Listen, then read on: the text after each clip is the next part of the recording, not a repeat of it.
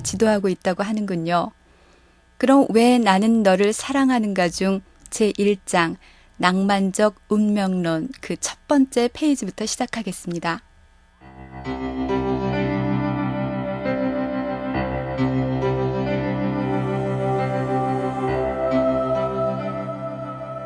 삶에서 낭만적인 영역만큼 운명적 만남을 강하게 갈망하는 영역도 없을 것이다.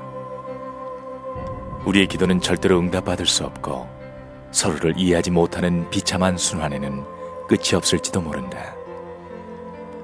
그러나 만에 하나 하늘이 우리를 가엾게 여겨서 우리가 그리던 왕자나 공주를 만나게 해준다면 그 만남을 단순한 우연의 일치로 치부해 버릴 수 있을까? 한 번만이라도 이성의 검열에서 벗어나서 그 만남이 우리의 낭만적인 운명에서 정해진 필연적인 사건이라고 해석할 수는 없을까? 12월 초의 늦은 아침, 나는 사랑이나 연애 얘기에 대한 생각은 전혀 없이 파리에서 런던으로 가는 브리티시 항공기의 이코노미 클래스에 앉아 있었다. 지루하고 정신도 집중되지 않아서 항공사 잡지를 뽑아들고 리조트 호텔과 항공 편의 시설에 대한 정보를 수동적으로 빨아들이고 있었다. 그러나 어쩐지 편안한 느낌을 주는 비행기 여행이었다. 음료와 과자를 실은 수레가 통로를 따라서 내려오고 있었다. 내 왼쪽의 승객은 헤드폰을 벗고 앞좌석의 뒷주머니에 든 안전 지침 카드를 꼼꼼히 살피고 있었다. 어쩌면 그 모습이 약간 병적으로 보였는지도 모르겠다. 옆자리 승객이 혼잣말로 중얼거렸다.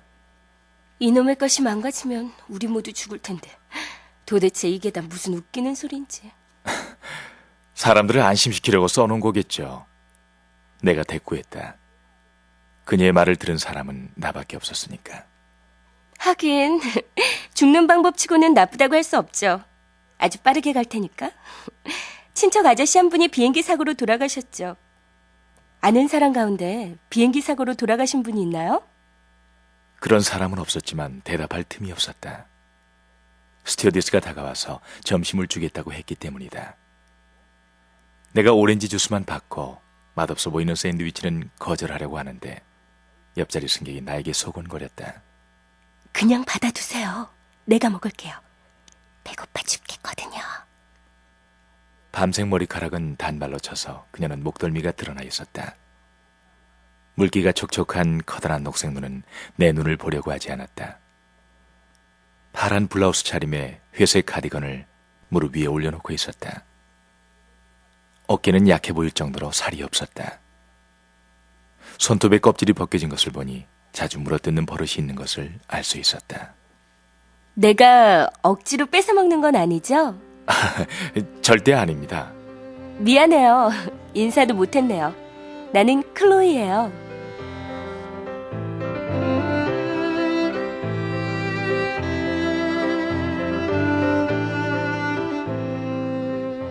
클로이와 나는 악수를 나누고 서로의 신상 명세서를 주고받습니다.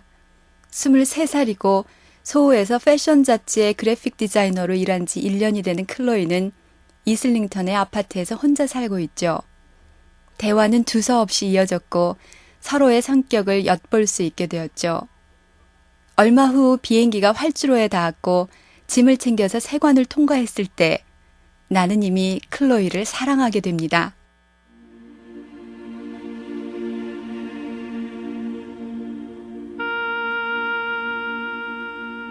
낭만적 운명론은 물론 신화고 착각이다. 그러나 그것을 터무니없는 것으로 치부해버릴 이유는 없다. 클로이와 내가 만나게 될 운명이었다고 생각하는 것은 터무니없는 일이지만 운명이 이를 그런 식으로 정해놓았다고 생각했던 것은 용서받을 수 있는 일이다. 우리는 그 소박한 믿음을 통해서 항공사 컴퓨터가 다른 식으로 요술을 부렸다면 다른 사람을 똑같이 사랑하게 됐을 수도 있었다는 생각으로부터 우리 자신을 방어하고 있었을 뿐이다.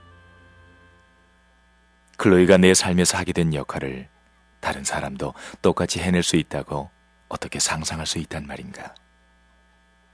내가 사랑하는 것은 그녀의 눈이고 그녀가 전화를 받거나 머리를 빗는 모습인데 낭만적 운명론을 받아들이게 되면 사랑에 대한 요구가 선행되고 그 다음에 어떤 특정한 사람에 대한 사랑이 나타난다는 주장은 상상도 할 수 없는 것이 된다.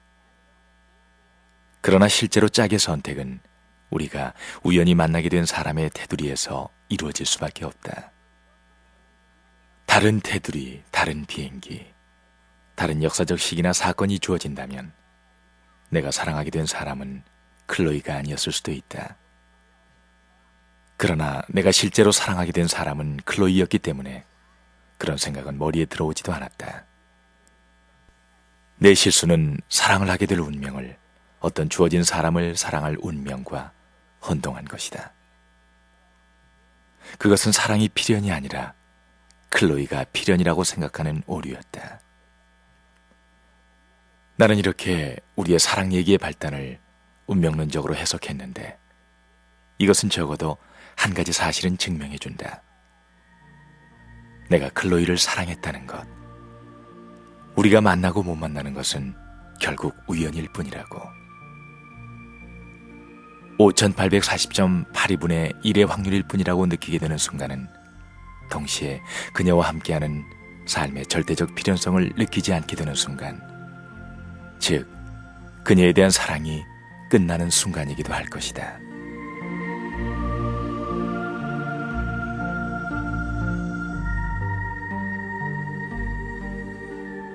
여러분은 지금 EBS 오디오북 알랭드 보통의 왜 나는 너를 사랑하는가를 듣고 계십니다.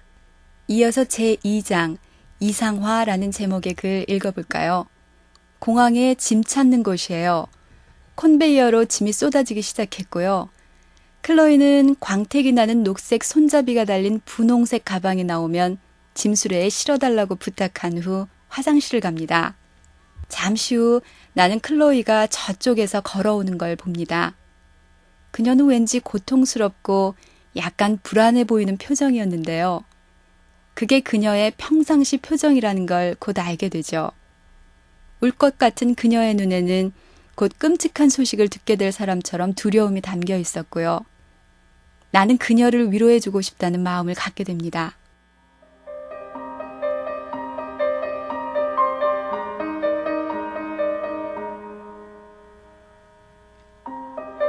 가방 좀 검사해도 되겠습니까? 세관 직원이 묻고는 덧붙인다. 신고할 게 있습니까? 술이나 담배나 무기나. 천재처럼 또 오스카 와일드처럼 나는 내 사랑뿐이라고 말하고 싶었다.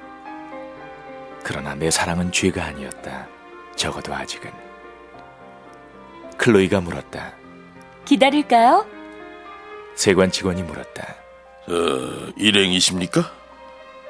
뻔뻔스럽다고 생각할까봐 아니라고 대답했다. 그러나 클로이에게는 건너편에서 기다려달라고 했다. 사랑은 독특한 속도로 또 구체적으로 우리의 요구를 다시 만들어낸다.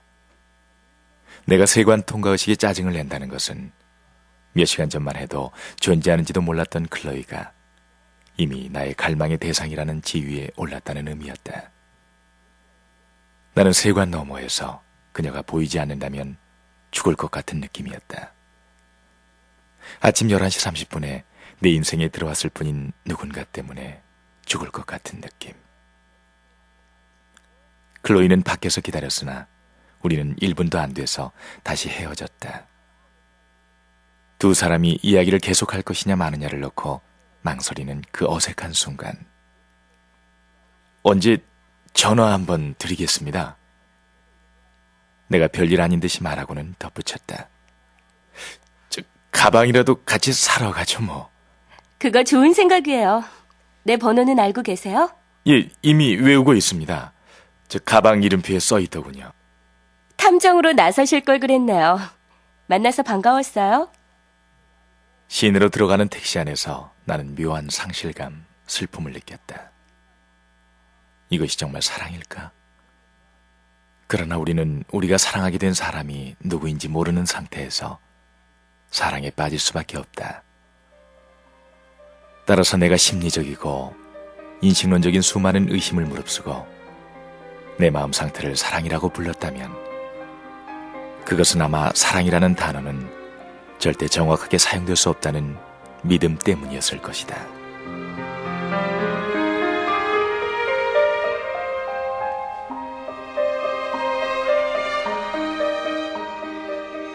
제3장 이면의 의미로 이어집니다.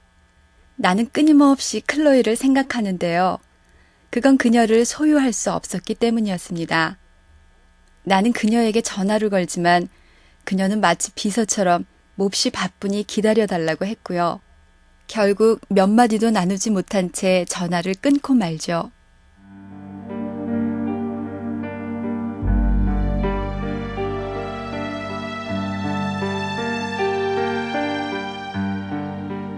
차라리 편지라면 좋았을 것을.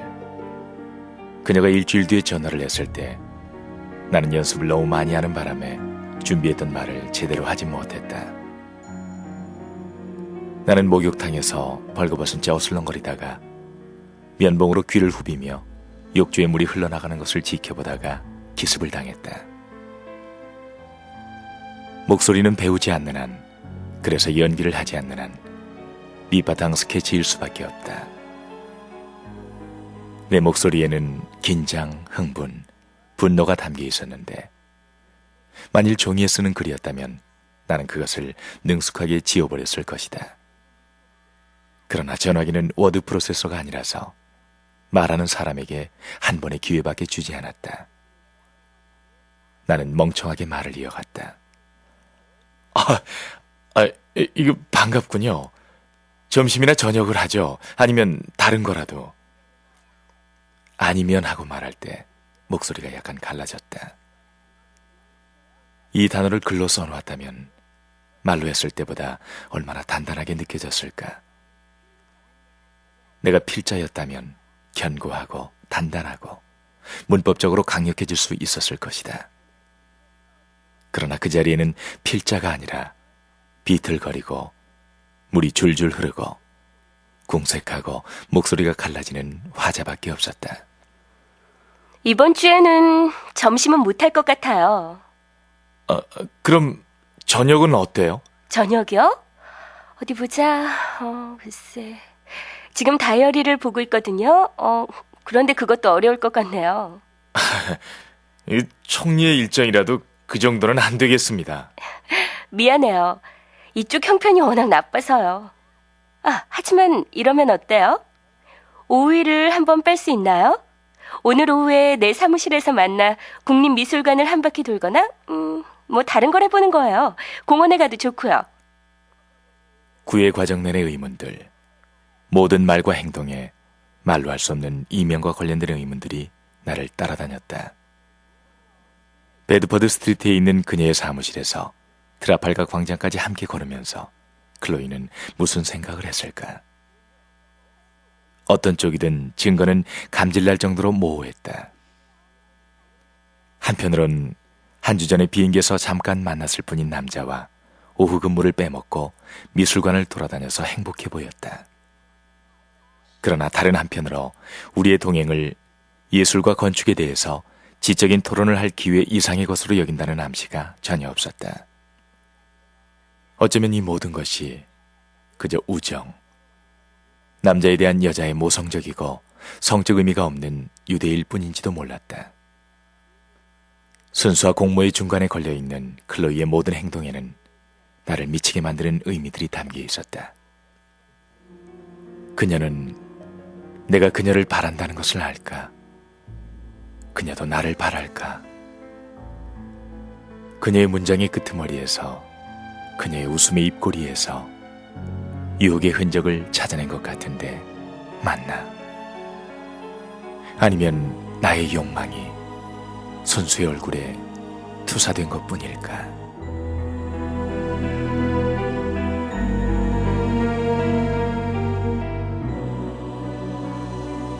지금까지 EBS 오디오북 알랭드 보통의 왜 나는 너를 사랑하는가 첫 번째 시간 함께 했습니다. 요즘 여러분들 어떤 책 읽고 계신가요? 감명 깊게 읽은 책 혹은 지인들에게 권하고 싶은 책 한두 권쯤 있으시죠? 아니면 꼭 한번 읽어봐야지 하면서도 선뜻 손이 가지 않아서 아직 읽지 못한 책도 있을 텐데요. 그런 책 저희에게 알려주시면 청취자 여러분들과 함께 읽을 기회를 마련하겠습니다. 교육방송 홈페이지에 마련된 EBS 오디오북 방으로 들어오세요. 그곳에 청취 감상문이란 코너가 있는데요. 거기에 글을 올려주시면 됩니다. 책에 관련된 의견이나 아니면 저 조경란에게 하고 싶은 이야기도 좋습니다. 이번 주에 선물로 드릴 책은 청미래에서 협찬하는 왜 나는 너를 사랑하는가입니다. 이 책 선물로 받고 싶으신 분들은요. 청취 감상문 코너에 자신의 이름과 연락처 그리고 정확한 주소를 올려주세요. 코엘료의 연금술사라는 책에 보면 꿈을 이루지 못하게 하는 것은 오직 하나, 실패할지도 모른다는 두려움이다 라는 말이 나오죠. 설마 하시지 마시고요. 여러분들 시도 한번 해보세요. 그런 분들께 아마 책 행운이 찾아갈 겁니다. EBS 오디오북 이 시간 마치면서 제3장 이면의 의미 중 일부를 읽어드리겠습니다.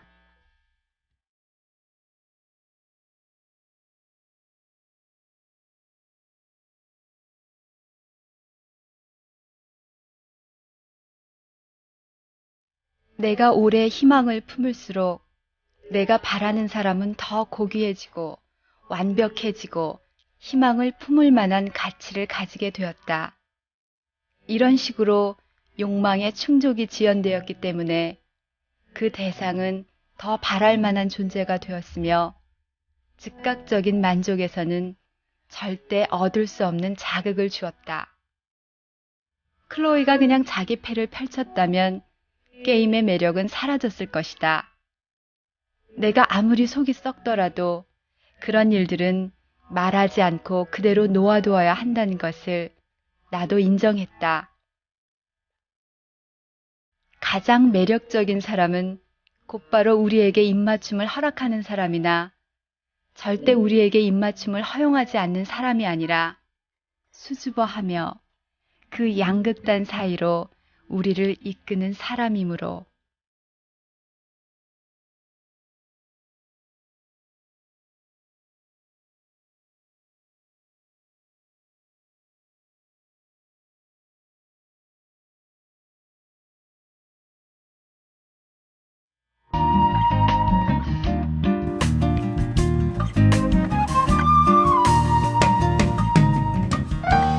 그 모든 감정의 끝에 이르면 거기에는 슬픔이 있는 것이다.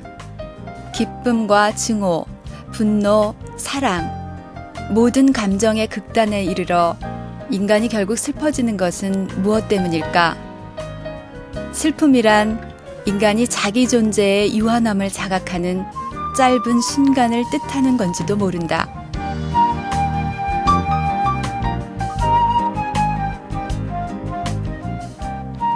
안녕하세요. EBS 오디오북 조경란입니다. 은희경의 장편소설 비밀과 거짓말 중에서 읽어드렸습니다. 작가는 인간이 최후로 닿을 수 있는 감정의 경계에 부딪혀 얻는 고통이 슬픔이라고 덧붙이는데요. 그 감정의 경계 너머에는 무한의 세계, 그러니까 허무가 존재할 거라고 합니다. 만약 누군가 슬픔의 경계에 도달해 허무를 엿보았다면 그는 인생에 대해 담담해질 수 있을 거라고 하죠. 알랭드 모통의 왜 나는 너를 사랑하는가, 오늘 그 두 번째 시간입니다. 제4장 진정성으로 시작할게요. 금요일 밤 클로이와 나는 프랑스 레스토랑의 구석자리에 앉아 저녁 식사를 함께 하게 됩니다. 샹들리에는 그녀의 얼굴에 부드러운 그림자를 던지고 있었고요. 옅은 녹색의 벽은 그녀의 옅은 녹색 눈과 짝을 이뤘죠. 나는 탁자 건너에 천사를 마주 대하고 앉아있기라도 한 것처럼 정신이 멍해져서 생각을 하거나 말할 능력을 완전히 잃어버립니다.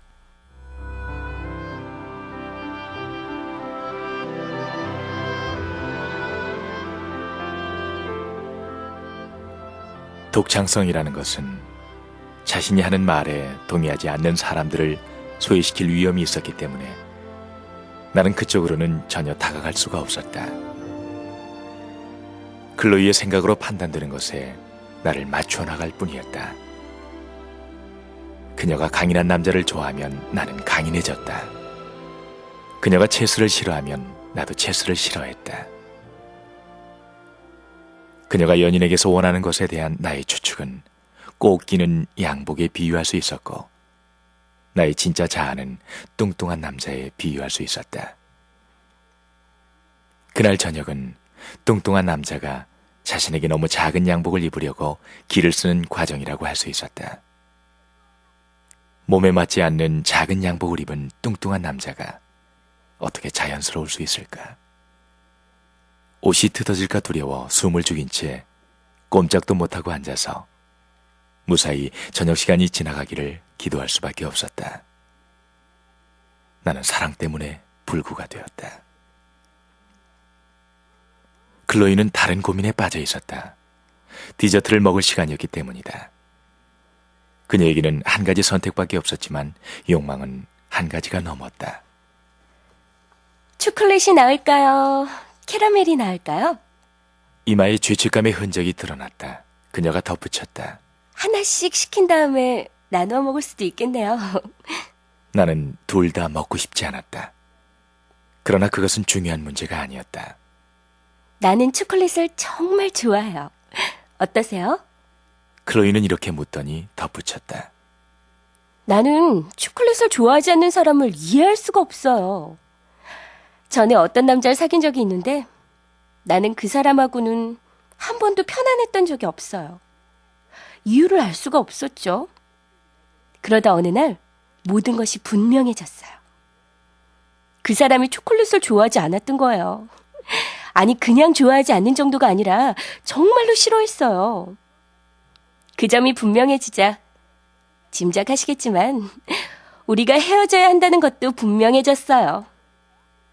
둘 다 시켜서 서로의 것을 맛보는 게 좋겠군요. 그런데 어느 쪽이 더 마음에 드세요? 나는 상관없어요. 클로이가 거짓말을 했다. 그래요. 상관이 없으시다면 내가 초콜릿을 먹죠. 난 초콜릿이라면 도무지 참지를 못하거든요. 그러나 나는 거짓말을 했다. 사실 나는 초콜릿에 알레르기가 있는 편이었다. 하지만 그런 상황에서 초콜릿에 대한 사랑이 클로이와 맺어지는 데에 핵심적, 결정적 기준이 되는 상황에서 어떻게 내 욕망에 대해서 정직할 수 있을까?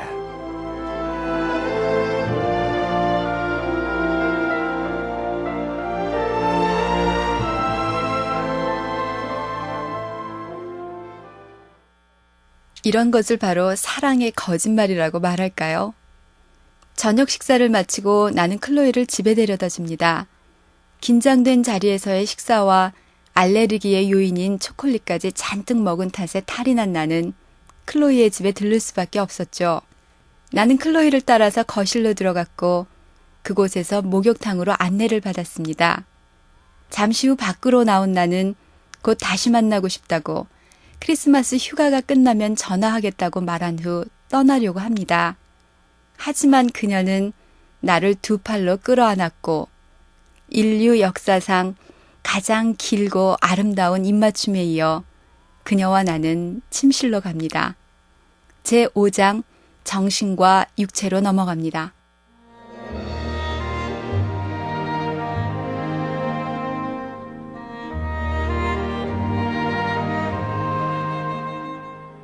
정신이 전통적으로 비난을 받아왔다면 그 이유는 정신이 분석 불가능한 것으로 여겨지는 원인들에 대해서도 통지력을 포기하려고 하지 않았기 때문이다. 침실의 철학자는 나이트클럽의 철학자만큼이나 우스꽝스러운 존재다. 두 경우 모두 육체가 두드러지고 또 그만큼 상처받기도 쉽다. 정신은 말없이 개입하지 않고 판단을 내리는 도구가 된다. 생각이 배신 행위가 되는 것은 그것이 프라이버시 안에 갇혀있기 때문이다. 연인은 말한다. 나한테 하지 못할 말이 있다면, 당신 혼자만 생각해야 하는 것이 있다면 내가 진정으로 당신의 온 마음을 차지하고 있다고 말할 수 있어? 이렇게 분노를 자아내는 생각 특유의 거리와 우월성 때문에 지식인은 단지 연인의 적이 아니라 국가의 적, 대의명분의 적, 계급투쟁의 적이라는 오명을 얻게 된다. 전통적인 이원론에서 생각하는 사람과 사랑하는 사람은 스펙트럼의 양 끝에 앉아 있다. 생각하는 사람은 사랑에 대해서 생각을 하고, 사랑하는 사람은 그냥 사랑을 한다. 나는 손과 입술로 클로이의 몸을 쓰다듬는 동안 어떤 잔인한 생각도 하지 않았다. 그러나 내가 생각을 하고 있다는 사실 자체에 클로이는 마음이 편치 않았을 수도 있다. 생각이란 판단을 포함하기 때문이다. 따라서 침실에서는 연인들의 생각의 소리를 삼켜버리는 숨소리. 나는 정열에 사로잡혀서 아무 생각도 할 수 없어 라는 메시지를 확인해주는 숨소리만 들린다. 나는 키스한다. 그러나는 생각하지 않는다. 이것이 사랑을 나누는 행위를 둘러싼 공식적인 신화이다. 침실은 두 사람이 서로에게 그들의 벌거벗은 상태를, 그 경외감을 불러일으키는 불가사의를 일깨우지 않겠다고 암묵적으로 동의한 특별한 공간이다.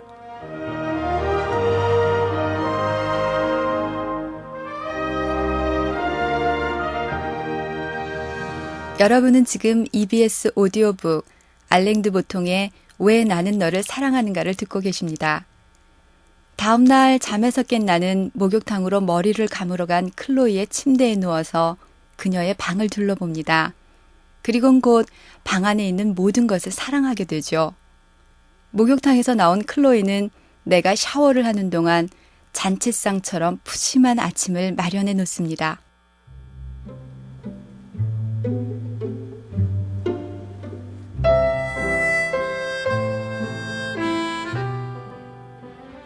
아침을 먹으면서 내가 생각했던 것은 이런 받는 것의 어려움이었다. 크루아상은 평소보다 더 프랑스적이었고 커피는 평소보다 향기가 더 좋았지만 그것들이 상징하는 어떤 관심과 애정이 나를 곤혹스럽게 했다. 내가 무엇을 했다고 이런 것을 받을 자격이 생겼단 말인가 하는 생각이 머릿속에서 맴돌 정도로 불편함을 느끼게 됐다. 무엇을 둘러싼 말다툼인가는 그것을 핑계 삼은 불편보다 중요하지 않은 법. 우리의 말다툼은 딸기잼을 넣고 벌어졌다. 딸기잼 없어? 없어. 하지만 나무 딸기잼은 있는데 괜찮아? 뭐 괜찮다고 해두지. 검은 딸기도 있는데. 난 검은 딸기는 싫어. 검은 딸기 좋아해? 안 좋아할 게 뭐 있어. 난 끔찍해.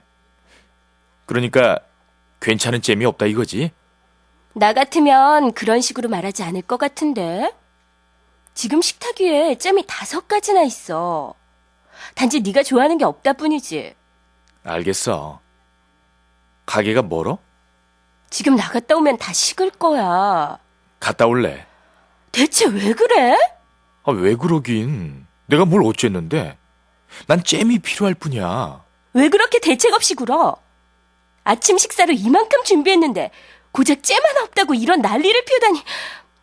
정말 그 잼이 필요하다면 당장 여기서 나가서 다른 사람하고 같이 먹어. 정적이 흘렀다. 클로이의 눈이 흐려졌다. 그녀는 일어서서 침실로 들어가 문을 쾅 닫았다. 나는 식탁에 앉아서 울음소리 비슷한 것에 귀를 기울이고 있었다. 내가 사랑한다고 주장한 여자의 속을 뒤집어 놓고 나니 바보가 된 기분이었다. 보답받지 못하는 사랑은 고통스럽기는 하지만 안전하게 고통스럽다. 자신 외에 누구에게도 피해를 주지 않기 때문이다. 스스로 자초한 달콤 씁쓸하고 사적인 고통이다. 그러나 사랑이 보답을 받는 순간 상처를 받는다는 수동적 태도는 버려야 하며 스스로 남에게 상처를 입히는 책임을 떠안을 각오를 해야 한다. 내가 어쩌다가 이런 괴물이 되었을까? 내가 일종의 마르크스주의자란 사실이 문제였다.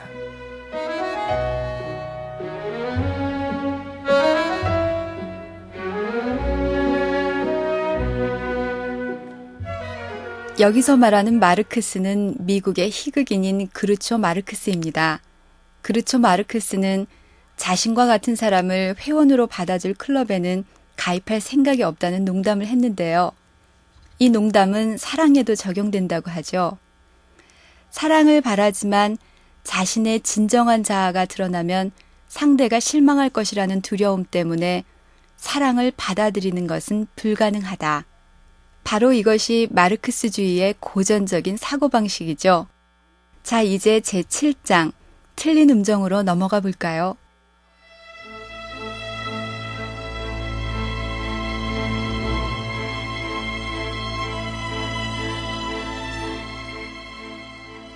우리가 서로에게 매혹적인 유사성을 아주 많이 확인했음에도 어쩌면 클로이는 제우스가 잔인한 일격으로 나한테서 끊어버린 사람은 아닐지도 모른다는 깨달음이 찾아왔다.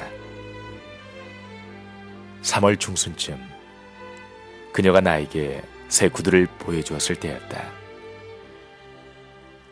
어쩌면 구두를 가지고 그런 판단을 내린다는 것은 너무 현학적인 태도였는지도 모르겠다. 그러나 구두라는 것은 미학적인, 따라서 그 연장선상에서 심리적인 차이의 중요한 상징이었다. 클로이의 구두에 무슨 문제가 있었을까? 객관적으로 말하면 아무 문제도 없었다. 그녀는 어느 토요일 아침 킹스로드 근처의 상점에서 구두를 샀다. 저녁에 초대받은 파티의 준비물인 셈이었다. 이 구두는 최고의 유행 상품이었으며 잘 만들어졌으며 깔끔했다. 그럼에도 내가 가장 싫어하는 구두였다. 매일 신고 다닐 거야. 멋지지 않아? 나는 클로이가 내 눈에는 별 매력 없는 구두에 황홀해하는 것을 보고 충격을 받았다. 클로이가 어떤 여자인지에 대한 나의 생각, 나의 아리스토파네스적인 확신에는 이 구두에 대한 열광은 들어있지 않았다. 그녀가 그 구두를 살 때 도대체 무슨 마음이었을까를 생각하니 정신이 산란해 나는 속으로 중얼거렸다. 어떻게 이 여자는 이런 구두와 나를 동시에 좋아할 수 있을까? 사랑하는 여자를 더 잘 알게 되었을 때 느끼는 당혹감은 머릿속에서 작곡한 놀라운 심포니를 나중에 대편성 오케스트라가 연주하는 소리로 들었을 때의 느낌과 같다. 우리 생각 가운데 많은 부분이 연주를 통해서 확인되는 것에 감명을 받기도 하지만 아주 사소한 것들이 의도와는 다르게 연주되는 것을 눈치채게 된다. 바이올린 연주자 가운데 하나의 음정이 틀린 것 아닌가? 플루트가 약간 늦게 들어온 것이 아닌가? 우리가 첫눈에 사랑하게 된 사람들은 우리 머릿속에서 작곡된 심포니처럼 멋지다. 연주되지 않은 심포니가 음정이 틀린 바이올린이나 늦게 들어오는 플루트로부터 자유로운 것처럼 사랑하는 여자는 구두나 문학에 대한 대립되는 취향으로부터 자유롭다. 우리는 그들이 어떤 종류의 칫솔을 쓰는지, 어떤 방법으로 발톱을 깎는지 알게 되며 바흐보다 베토벤을 좋아하고 만년필보다 연필을 좋아한다는 것을 알게 된다. 클로이의 구두는 우리 관계의 초기, 내적 공상과 외적 현실 사이의 과도기에서 탐지해낸 수많은 틀린 음정 가운데 하나에 불과했다.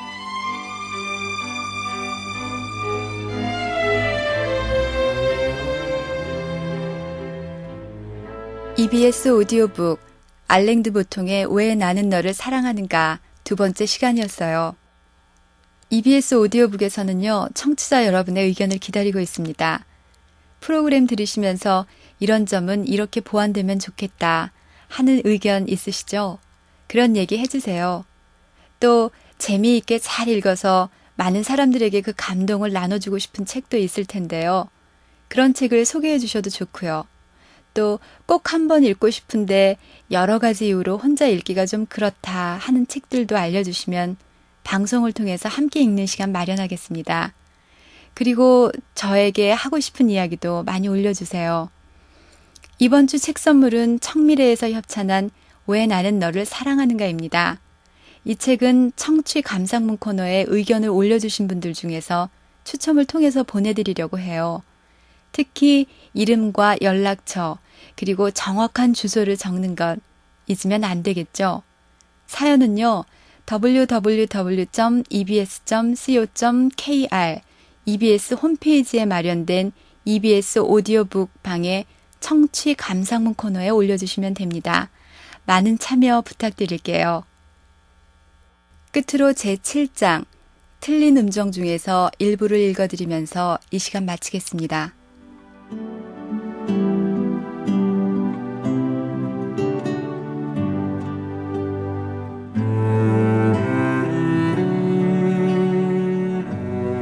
클로이의 초기 세계와 나의 초기 세계 사이의 모든 차이가 피곤했다. 그녀의 과거의 이야기와 배경이 매혹적이기는 했지만 동시에 무시무시하고 괴상해 보였다. 모든 관계의 분열이 눈에 보이면서 나는 익숙한 환경에 대한 노스텔지어를 느끼게 되었다.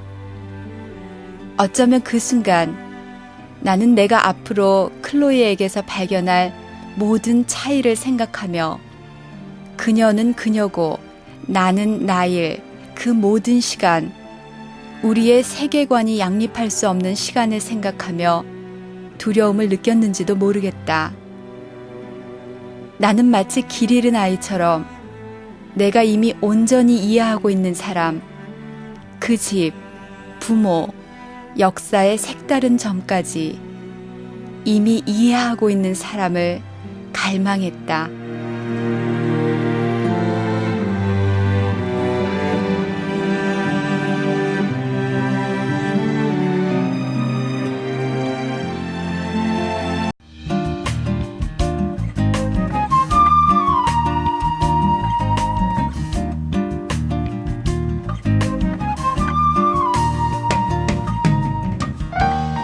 꽃불을 켜고 있었습니다. 누가 보거나 말거나 동백꽃들은 땅바닥에 뚝뚝 떨어져 있기도 했습니다. 뚝뚝 떨어진 거짓말을 뒤꿈치로 짓이겨도 보았습니다.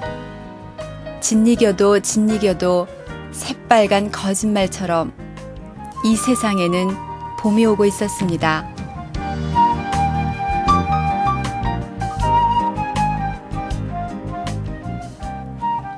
안녕하세요. EBS 오디오북 조경란입니다.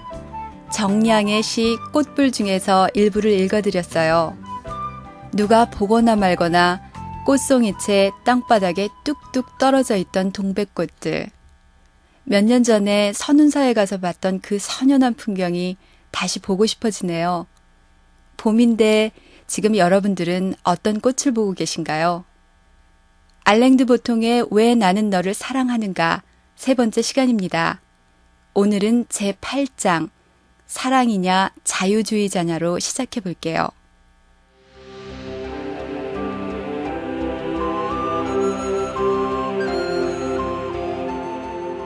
사랑에 대해 얘기하면서 동시에 상대를 마음대로 살게 해주는 것은 불가능해 보인다. 상대가 우리더러 마음대로 살라고 허락한다면 그것은 보통 우리를 사랑하지 않는다는 뜻이다. 따라서 왜 두 연인 사이에서 목격되는 잔인함을 증오와 다른 문제로 인정하고 받아들이지 못하는가 하고 물어볼 수밖에 없다. 나아가 구두의 문제와 국가의 문제 사이에 다리를 놓기 위해서 질문을 제기할 수 있다. 왜 공동체나 국민에 대해서 얘기를 하지 않는 나라의 구성원들은 고립되기는 하지만 별 괴롭힘을 당하지 않고 살아가는 것일까? 왜 공동체, 사랑, 형제에 대해서 많은 이야기를 하는 나라들은 보통 그들의 주민의 상당 부분을 학살하게 되는 것일까? 클로이가 다시 물었다. 어때? 이게 마음에 안 들어? 나는 그런 구두 싫어. 꼭 펠리컨처럼 생겼잖아. 그건 네가 패션에 대해서 아무것도 모르기 때문이야. 그럴지도 모르지.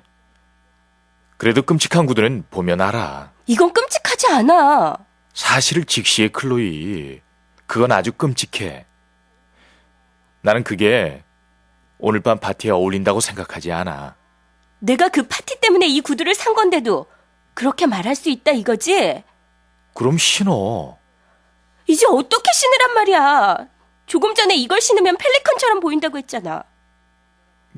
그건 사실이야. 나더러 펠리컨 같은 모습으로 파티에 가란 말이야?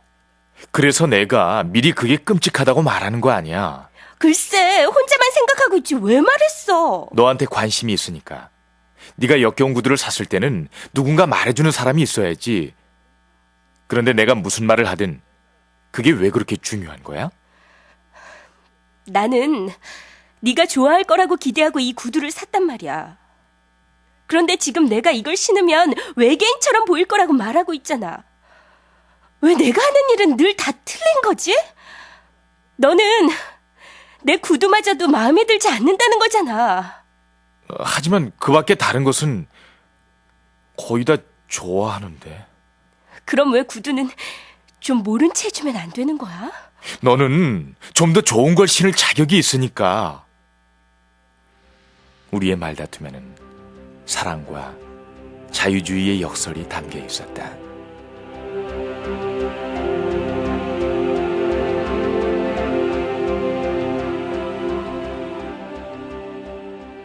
나는 클로이와 우정의 관계였다면 절대로 심하게 말다툼을 하진 않았을 거라고 생각하죠. 친구들 사이는 예의와 친절이라는 보호막이 있지만 두 사람은 지금 사랑이라는 이름으로 예의가 중단된 거라는 얘기입니다. 나는 아름다움이 사랑을 낳는지 사랑이 아름다움을 낳는 건지를 생각하게 되고요. 클로이가 아름답기 때문에 사랑하는 건지 아니면 사랑하기 때문에 아름다운 건지 궁금해집니다. 사랑은 아름다움에 대한 욕망이라는 마리실리오 피치노의 말이 맞는다면 클로이는 어떻게 나의 욕망을 충족시켜줄지 의문이 생기죠. 제9장 아름다움으로 이어집니다.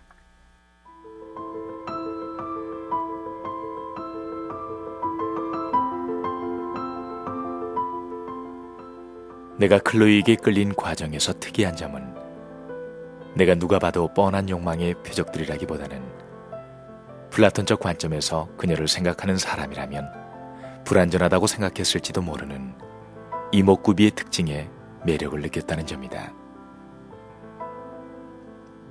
그녀의 얼굴에 어색한 특징들, 다른 사람들이라면 눈길을 주지 않을 바로 그런 점에서 내가 욕망을 찾아냈다는 것에는 어떤 자부심 같은 것이 있었다.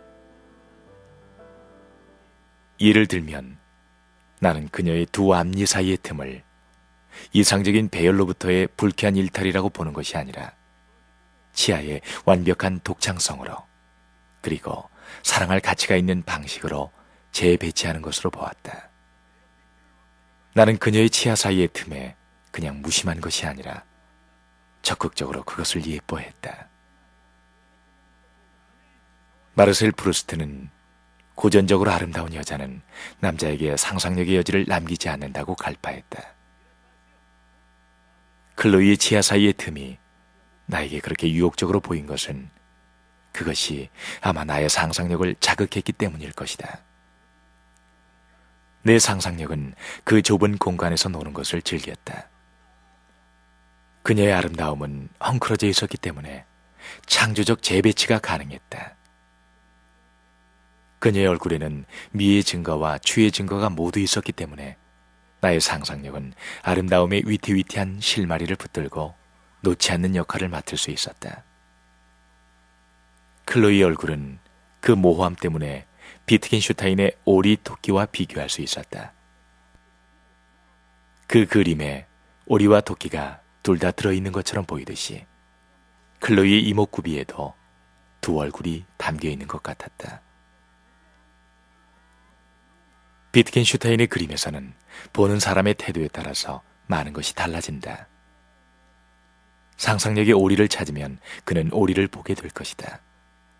상상력의 토끼를 찾으면 토끼가 나타날 것이다. 그림에는 두 가지 근거가 다 있으므로 중요한 것은 보는 사람의 경향, 정신적 태도다. 물론 내가 클로이의 아름다운 이미지를 얻게 된 것은 사랑 때문이었다. 나는 나의 사랑이 분명한 모호함 없는 비례를 갖춘 얼굴에 머물지 않았기 때문에 오히려 더 진정한 것이었다고 느꼈다. 치아 사이의 간격에서 아름다움을 찾아내는 데에는 분명히 더 큰 노력, 좀 더 프루스트적인 상상력이 필요하다. 클로이가 아름답다고 생각할 때 나는 분명한 것에 안주하지 않았다. 나는 어쩌면 그녀의 이목구비에서 다른 사람들은 보지 못하는 것을 볼 수 있었는지도 모른다. 나는 그녀의 영혼으로 그녀의 얼굴에 생기를 불어넣었던 것이다.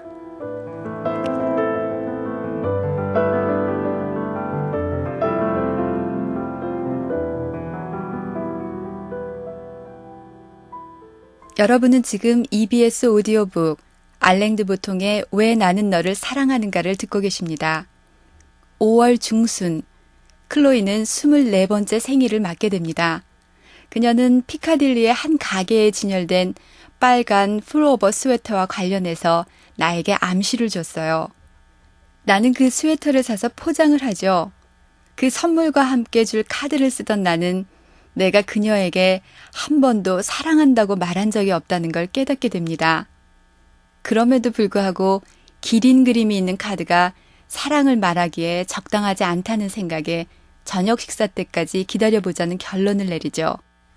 자, 이제 제10장 사랑을 말하기 이어드립니다.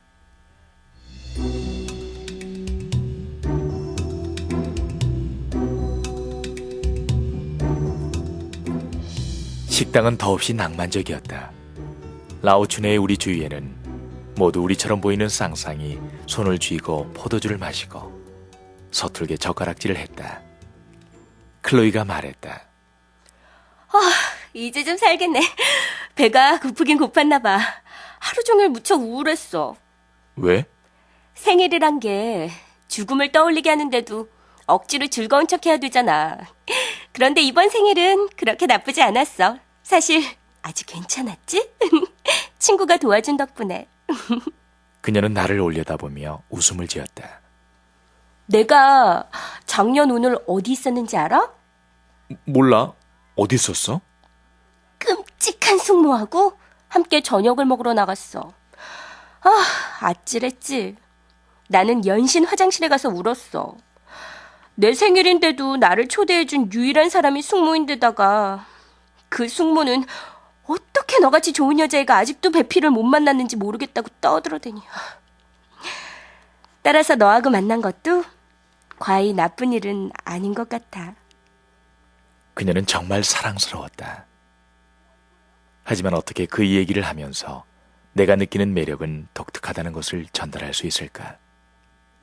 사랑, 헌신, 홀림 이런 단어들은 계속되는 사랑 얘기들의 무게 때문에 다른 사람들이 사용하는 바람에 생긴 켜 때문에 다 닳아버린 것들이었다. 그 어느 때보다 언어가 독창적이고 개인적이고 완전히 사적이기를 바라는 순간에 나는 마음의 언어에 어쩔 수 없는 공적인 성격과 마주치게 되었다. 식당은 도움이 되지 않았다. 그 낭만적인 배경 때문에 사랑이 너무 두드러졌고 따라서 진지하게 느껴지지가 않았다.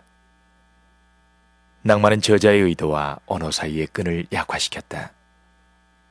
기인은 계속 배반하겠다고 위협했다. 내 사랑을 사랑이라는 말 속에 담는 동시에 가장 진부한 연상들을 떼내버릴 방법이 없는 것 같았다. 나 자신과 그 말을 동의로 하려고 아무리 노력을 해도 그 말에는 이질적인 역사가 너무 풍부했다. 음유 시인들로부터 카사블랑카까지 모든 것이 그 단어를 이용해왔다.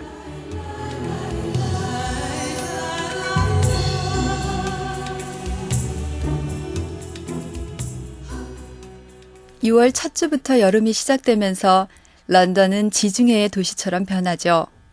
그 더위와 더불어 사무실에 새로운 동료가 생깁니다. 워털루 근처 사무용 건축단지 프로젝트에서 6달 동안 함께 일을 하게 된 미국인 건축가 윌인데요. 5년 전에 나는 그와 로드 아일랜드 디자인 학교에서 한 학기 동안 같이 공부한 적이 있었죠.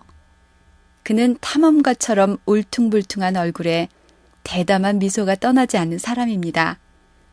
계속해서 제11장 그녀에게서 무엇을 보는가 중에서 일부를 들려드립니다.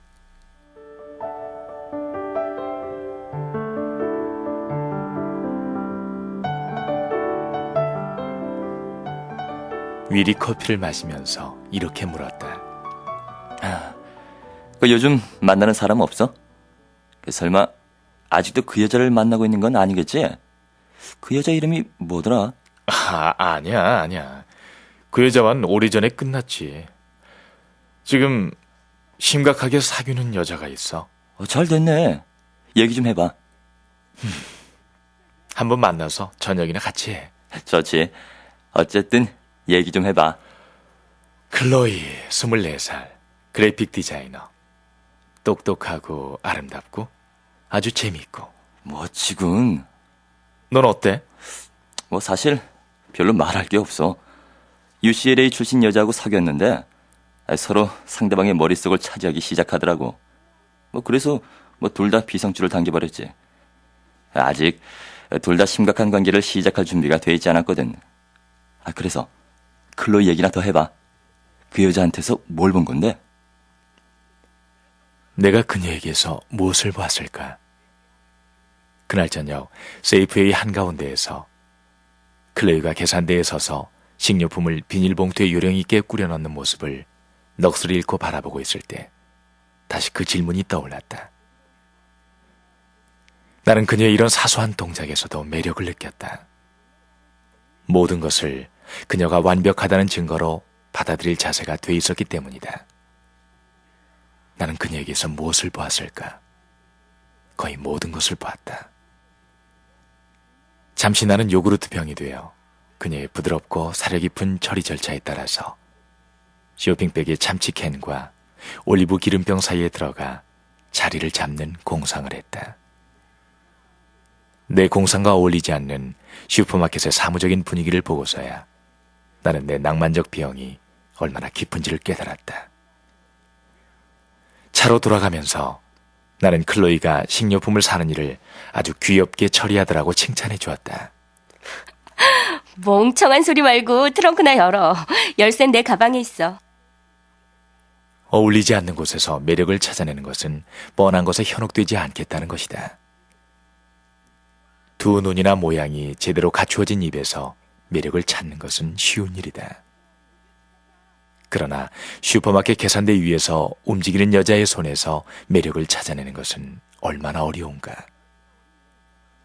클로이의 독특한 버릇들은 더 큰 완전성을 가리키는 기호들로 그것은 연인만이 읽어낼 수 있는 것이었다. 빙산의 일각처럼 그 밑에 놓인 것을 가리키고 있었다. 그것의 진정한 가치.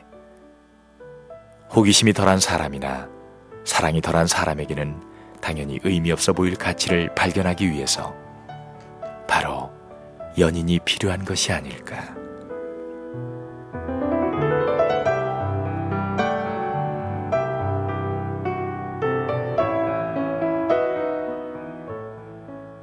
사랑하는 사람에게서 정말 우리는 무엇을 볼까요? EBS 오디오북에서는 이 방송 함께 하고 계시는 청취자 여러분들의 의견, 사연을 기다리고 있습니다.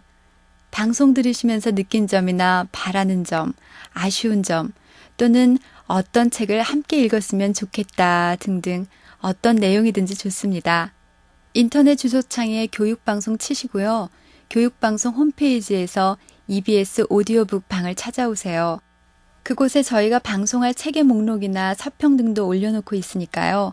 둘러보시고요. 청취 감상문 코너에 글도 올려주세요. 그리고 저희가 책 선물 드리는 거 알고 계시죠? 사연 올리실 때 이름과 주소, 연락처 남겨주시는 것도 잊지 마세요. 많은 참여 부탁드립니다. 지금까지 EBS 오디오북 알랭드 보통의 왜 나는 너를 사랑하는가 세 번째 시간 함께 했습니다. 제10장 사랑을 말하기 중 일부를 읽어드리면서 이 시간 마치겠습니다.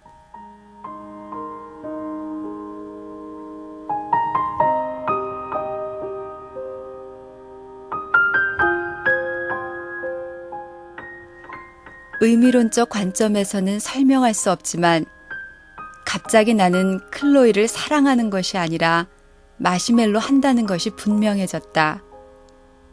그 말은 너무 남용되어 닳고 닳아버린 사랑이라는 말과는 달리 나의 마음 상태의 본질을 정확하게 포착하는 것 같았다.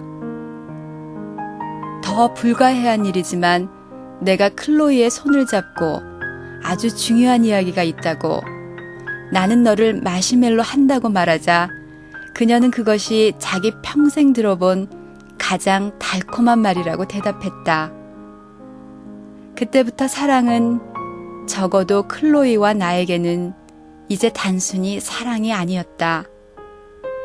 그것은 입에서 맛있게 녹는 저 지름 몇 밀리미터의 달콤하고 말캉말캉한 물체였다.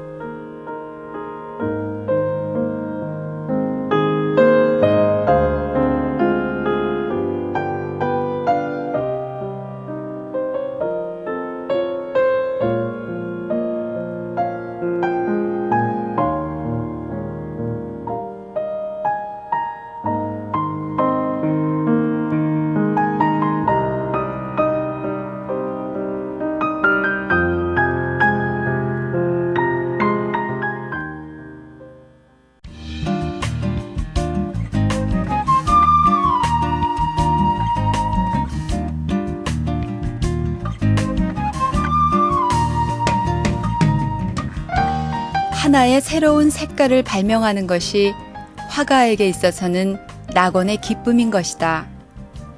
이와 같은 기쁨 속에서 화가는 그의 눈에 보이지 않는 것을 본다, 즉 창조하는 것이다. 한 사람 한 사람의 화가마다 자신의 낙원이 있다. 색깔을 조화시키는 것을 체득하게 된 사람은 확실히 한 세계의 화합을 말할 수 있는 것이다. 낙원이란 무엇보다도 한 장의 아름다운 그림이다.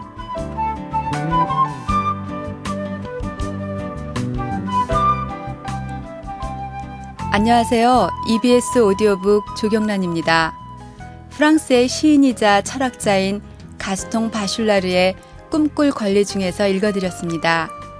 저자는 샤갈의 성화서설이라는 글에서 낙원이란 무엇보다도 한 장의 아름다운 그림이라고 하는데요. 언젠가 샤갈의 그림을 보고 제 몸과 마음이 허공으로 한 뼘쯤 쑥 들어 올려지는 듯한 기분을 느낀 적이 있어요. 그 때문인지 저는 정말 이 말에 공감합니다. 알랭드 보통의 왜 나는 너를 사랑하는가, 오늘 4번째 시간입니다. 제 12장 회의주의자와 신앙편으로 이어집니다.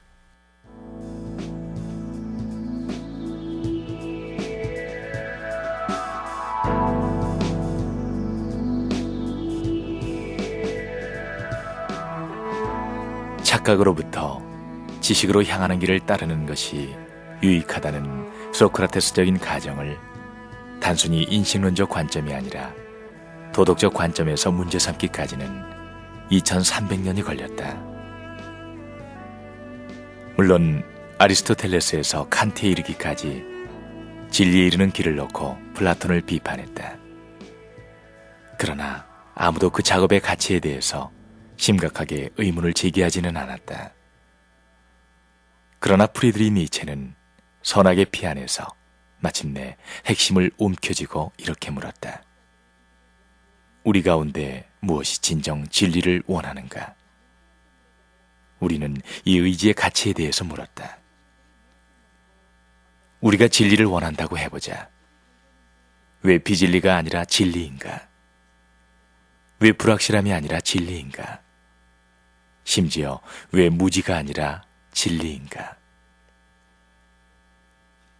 물론 종교적인 관점에서 보자면 진리의 가치는 수백 년 전부터 의심을 받았다. 파스칼은 설사 신이 존재하지 않을 가능성이 높다고 하더라도 그 작은 가능성이 주는 기쁨이 더 큰 가능성이 주는 공포를 압도하기 때문에 신에 대한 우리의 신앙은 충분히 정당화될 수 있다고 주장했다. 사랑도 마찬가지일 것이다.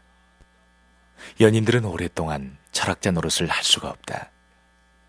연인들은 의심하고 캐묻는 철학적 충동에 대립되는 믿고 신앙을 가지는 종교적 충동에 굴복한다.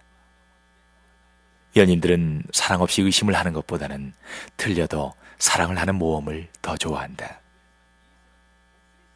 어느 날 저녁, 클로이의 침대에 앉아서 장난감 코끼리 구피를 만지작거리고 있는데 그런 생각들이 내 머릿속을 오갔다. 클로이는 어렸을 때 구피가 자기 삶에서 엄청나게 큰 부분을 차지했노라고 말했다. 구피는 그녀의 가족만큼이나 현실적인 존재였으며 그녀에게 공감해주는 면에선 가족보다 훨씬 더 나았다. 구피에게는 그 나름의 일상, 좋아하는 음식, 잠자고 말하는 버릇이 있었다. 그러나 좀 더 냉정하게 본다면 구피는 전적으로 그녀의 창조물이었고 그녀의 상상 바깥에는 존재하지 않았던 것이 분명하다. 그러나 클로이에게 구피가 정말로 존재하느냐고 물었다면 클로이와 그 코끼리의 관계는 완전히 박살이 났을 것이다. 이 재밌는 장난감이 실제로 너와 독립적으로 살아있는 거야? 아니면 네가 그냥 지어낸 거야? 순간 연인과 그의 사랑하는 사람에게도 비슷하게 신중한 태도를 보여야 한다는 생각이 들었다. 연인에게도 절대로 네 사랑으로 꽉 채워진 이 사람이 실제로 존재하는 것이냐 아니면 네가 상상하는 것에 불과하냐 하고 묻지는 말아야 한다.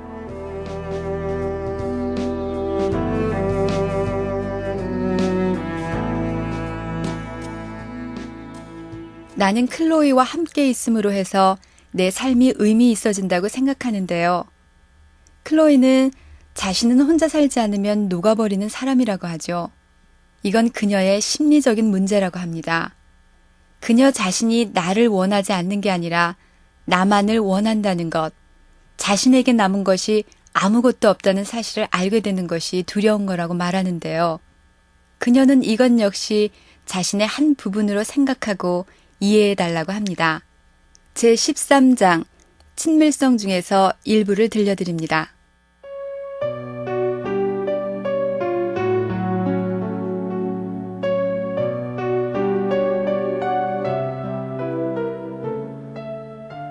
나는 클로이의 가방을 히드로 공항에서 처음 봤다. 광택이 있는 녹색 어깨띠가 달린 밝은 분홍색 원통형 가방이었다. 그녀는 내 아파트에서 자고 가게 된 첫날 밤, 그 가방을 들고 문간에 들어서며 다시 한번 그 거슬리는 색깔에 대해서 사과했다. 칫솔과 다음날 입을 새 옷을 넣어오느라고 가방을 가져왔다는 얘기였다. 나는 그녀가 잠깐 그런 식으로 가방을 들고 다니다 말 것이라고 생각했다. 내 아파트에 있는 것이 편해지면 옷과 칫솔을 늘 놓아두고 다닐 것이란 생각이었다. 그러나 그녀는 절대 가방을 포기하지 않았다. 그녀는 매일 아침 가방을 다시 쌌다. 마치 헤어지기라도 하는 것처럼 귀걸이 하나라도 두고 가면 도저히 감당할 수 없는 해체의 위험에 빠지기라도 할 것처럼.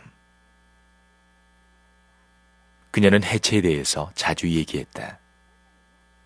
아침 열차에서 그녀를 향해 밀고 들어오는 군중 속으로 해체되는 것, 그녀의 가족이나 사무실의 인물로 해체되는 것, 말은 안 했지만 그녀의 연인 속으로 해체되는 것도 암시한 셈이었다. 그것 때문에 가방이 중요했다. 그것은 그녀의 자유, 독립의 상징이었으며 자신을 괄호로 묶어서 남들 속으로 흩어져 버린 부분들을 회복하고 싶다는 욕망의 상징이었다. 그러나 그녀가 아무리 효율적으로 가방을 싸더라도 물건을 떨어뜨리고 가는 일은 생기기 마련이었다. 그것은 칫솔이나 구두가 아니라 그녀 자신의 조각들이었다. 그것은 언어에서부터 시작됐다. 클로이는 나에게 그녀의 독특한 말투를 남겨두었다. 그녀는 절대라는 말 대신 꼭 2번 다시라는 말을 사용했으며 전화를 끊기 전에는 몸조심해라고 인사를 했다. 반대로 그녀는 나의 완벽해라는 말과 네가 정말로 그렇게 생각한다면이라는 언어 습관을 익혔다. 이어서 우리 사이의 습관들이 새어나가기 시작했다. 나도 클로이처럼 침실에선 완전히 불을 끄게 되었고 그녀는 나처럼 신문을 접게 되었다. 나는 무슨 생각을 할 때는 소파 주위를 뱅뱅 돌게 되었으며 그녀는 카페 뒤에 눕는 것에 맛을 들였다. 점진적인 확산 현상과 더불어 어느 정도의 친밀성이 생겼다.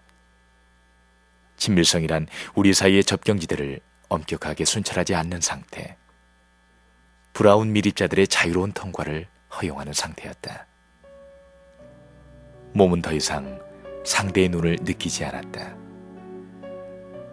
우리는 상대의 마음속에 존재하는 자기 자신에 대해서 믿음을 가지게 되었으며 그런 믿음이 없을 때 생기는 두려움에서 발생하는 지속적인 유혹은 이제 낡은 것이 되었다.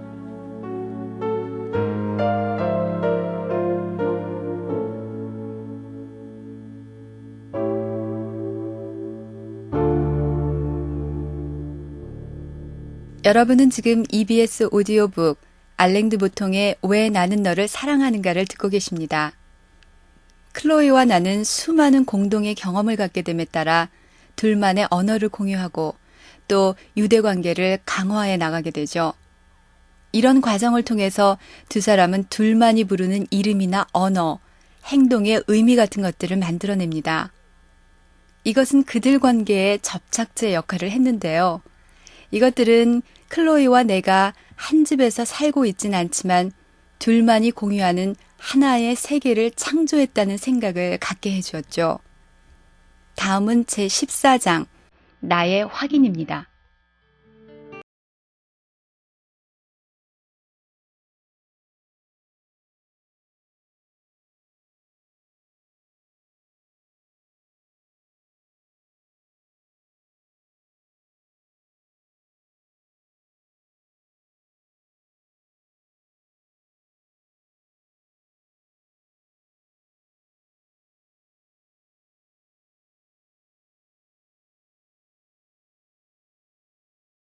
집으로 가서 이불 밑에 숨고 싶었다.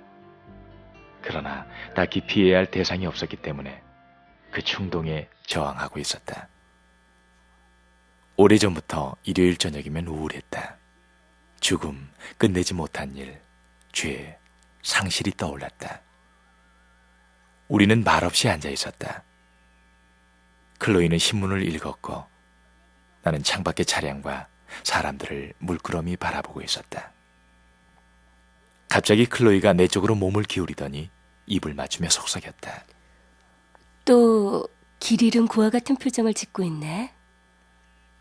전엔 아무도 내 표정을 그렇게 부른 적이 없었지만 클로이가 말하는 순간 갑자기 그 말이 그때까지 내가 느끼던 혼란스러운 슬픔에 딱 들어맞는 표현이 되면서 내 우울도 조금은 덜어지는 듯했다.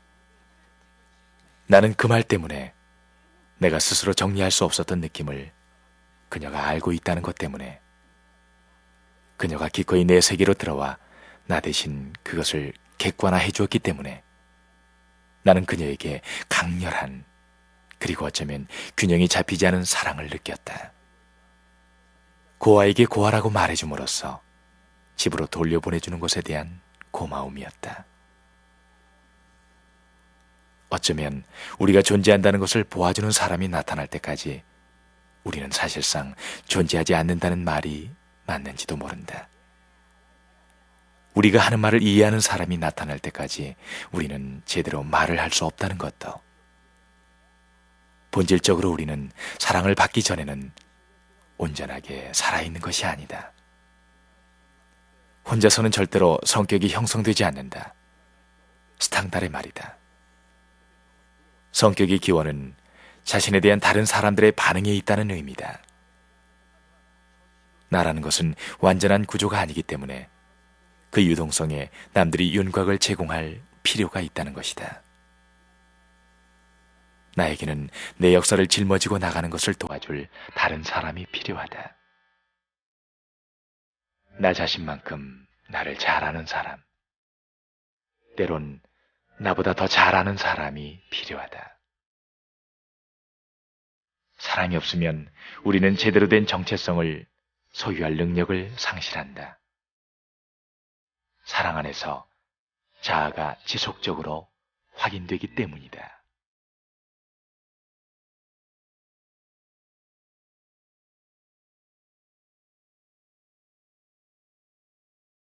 제15장 마음의 동요로 이어가겠습니다. 헤라클레이토스는 같은 강물에 2번 발을 담글 수 없다고 했죠.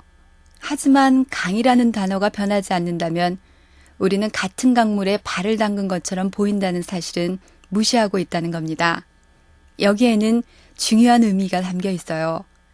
나는 한 여자를 사랑하는 남자이다 라는 말에서 내 감정의 유동성과 변덕스러움 가운데 얼마나 많은 부분을 전달해 줄지는 의문이라는 거죠.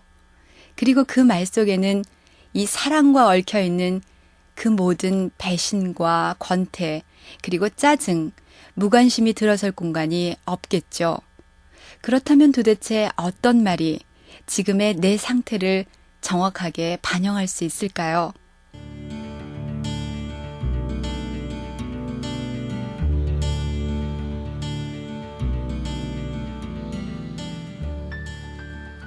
클로이 친구 앨리스가 금요일 밤 저녁 식사에 우리를 초대했다. 클로이는 초대를 받아들이면서 내가 앨리스를 사랑하게 될 것이라고 예언했다. 앨리스의 저녁 식사 자리에는 8명이 앉아 있었다. 4명이 앉을 자리에 8명이 앉았으니 음식을 입에 넣으려면 서로 팔꿈치가 부딪히기 마련이었다. 앨리스는 벨럼의 한 주택 꼭대기층에 혼자 살고 있었으며 예술협의회에서 비서로 일했다. 나도 솔직히 인정할 수밖에 없었다. 나는 그녀를 약간 사랑하게 되었다.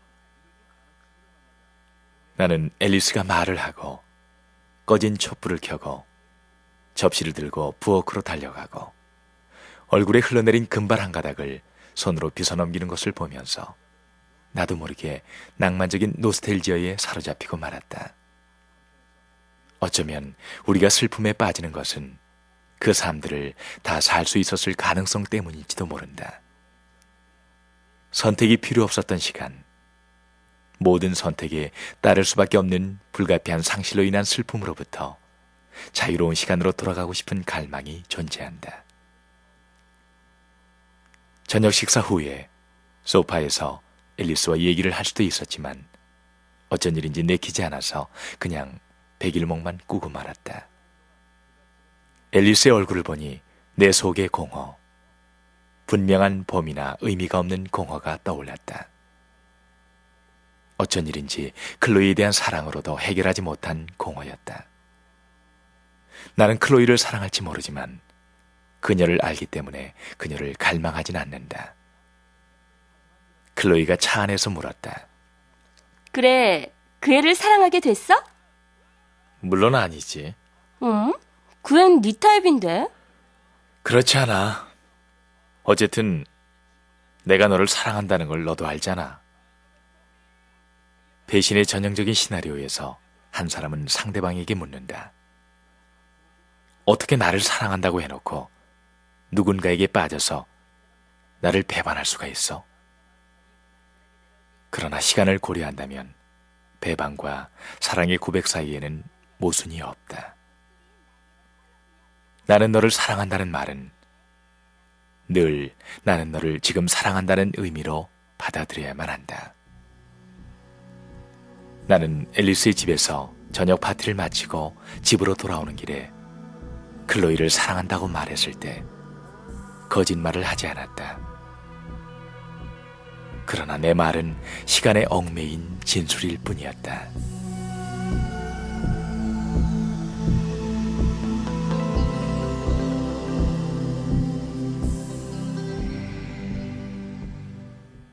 지금 사랑한다는 말은 그러니까 사랑이 영원히 지속되기 힘들다는 그런 말일까요?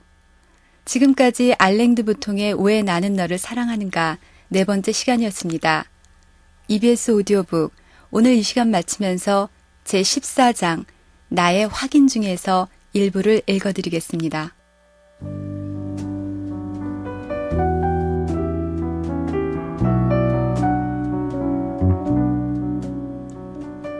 나는 절대로 피할 수 없는, 그러나 생략 가운데도 가장 큰 생략을 저지르는 죄를 지었다. 그것은 내가 아웃사이더로서 클로이의 삶에 참여할 수밖에 없다는 죄이다. 나는 그녀의 내적인 삶을 상상할 수 있을 뿐이지 절대 직접적으로 경험할 수는 없다. 우리는 나 너라는 양극, 나와 나 아님이라는 양극에 의해서 분리되어 있다.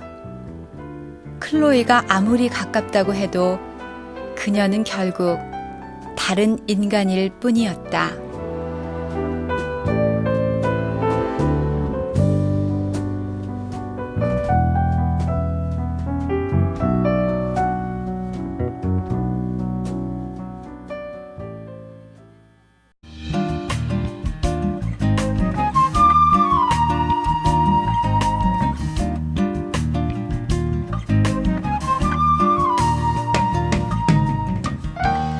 이제 그만하고 집으로 가야 한단다.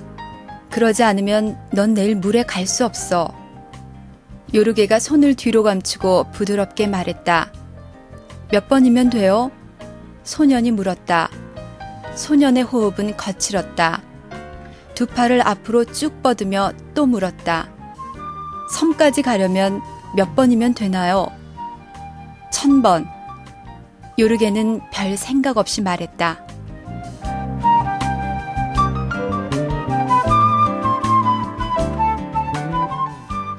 안녕하세요. EBS 오디오북 조경란입니다. 독일 작가인 존 폰 디펠의 후베란트가의 사람들 중 일부를 읽어드렸습니다. 최근에 제가 아주 인상 깊게 읽은 책입니다. 이제 막 80번째 생일을 맞이하려는 요르게라는 노인이 한 소년에게 수영을 가르칩니다. 그들은 매일 더 멀리, 더 먼 바다를 향해 나아갑니다. 노인과 소년, 그들이 마침내 가고 싶은 곳, 정말 도달하고 싶은 곳은 어디일까요? 저는 사실 이 두 사람이 매일 더 먼 바다까지 헤엄쳐 나가는 그 고통스러운 의식보다는 그것을 실천하는 의지와 열정이 훨씬 더 놀랍게 느껴집니다. 언제나 무언가를 원하기만 했지 진짜로 무언가를 해낸 적이 있었나 하는 생각이 듭니다. 오늘은 알랭드 보통의 왜 나는 너를 사랑하는가 5번째 시간입니다. 제16장 행복에 대한 두려움으로 시작할게요. 8월 마지막 주에 클로이와 나는 스페인으로 가죠. 스페인에 도착한 클로이는 갑자기 심한 통증을 느꼈고 나는 20km나 떨어진 곳까지 달려가서 의사를 데려옵니다.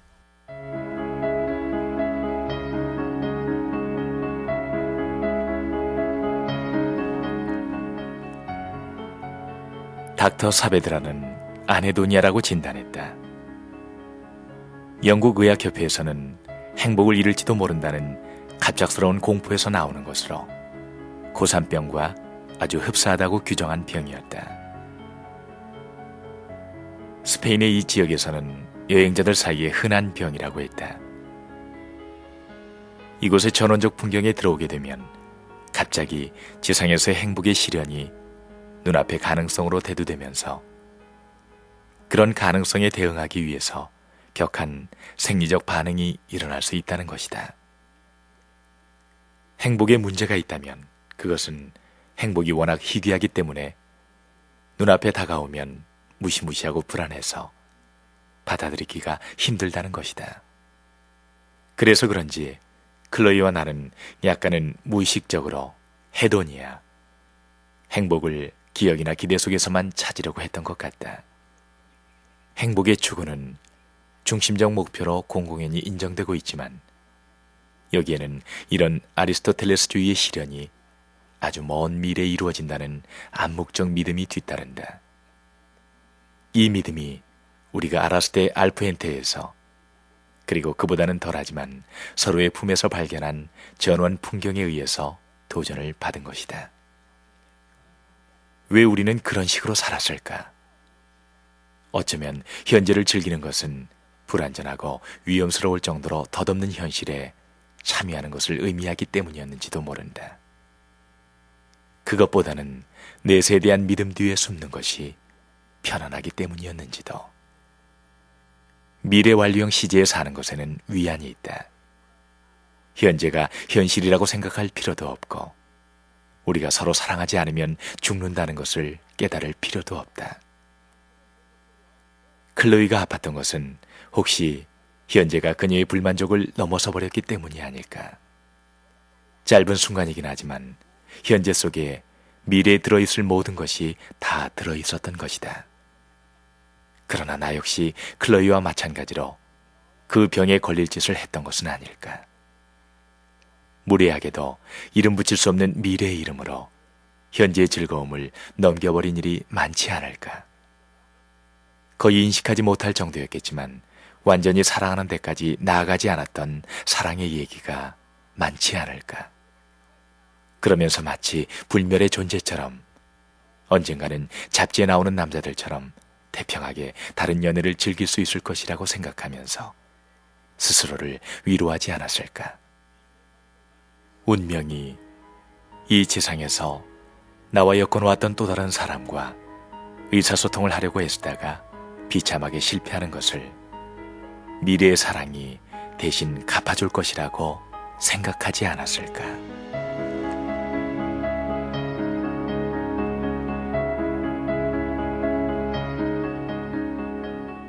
스페인에서의 열흘 동안 두 사람은 싸우고 삐치고 다시 화해하는 과정을 반복합니다.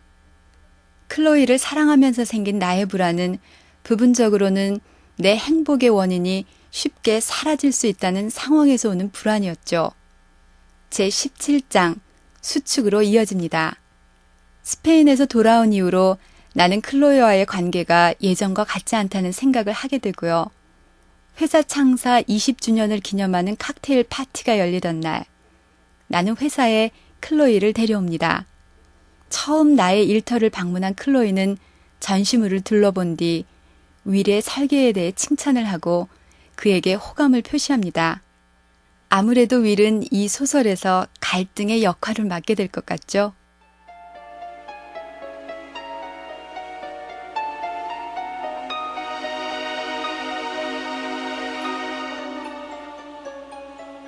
그날 저녁 건축사무소에서 나는 처음으로 클로이가 나에게서 미끄러져 나간다는 것을, 내 일에 대해서 감탄하는 마음을 잃어버리고 다른 남자들과의 관계 속에서 내 가치에 의문을 품는 것을 느꼈다. 나는 피곤했고 클로이와 윌은 피곤하지 않았기 때문에 나는 집으로 가고 둘은 웨스트엔드에 가서 한잔하기로 했다. 클로이는 집에 들어가면 바로 전화를 해주겠다고 했으나 11시가 돼도 전화가 없어서 내가 먼저 전화를 하기로 했다. 자동응답기가 나왔다. 새벽 2시 30분에 다시 걸었을 때도 마찬가지였다. 응답기에 내 불안을 고백하고 싶은 충동을 느꼈으나 그것을 말로 하면 정말로 그런 불안이 존재하게 될 것 같았다. 클로이가 윌과 시간을 모르고 논다고 상상하기보다는 사고를 당했다고 상상하는 것이 더 편했다. 나는 새벽 4시에 경찰에 전화를 해서 혹시 짧은 녹색 치마에 까만 재킷을 입은 나의 천사의 절단난 몸이나 망가진 폭스바겐을 보지 못했느냐고 물었다. 아니요, 그런 일은 없었습니다. 아침까지 기다려보셨다가 다시 한번 연락해 주시겠습니까?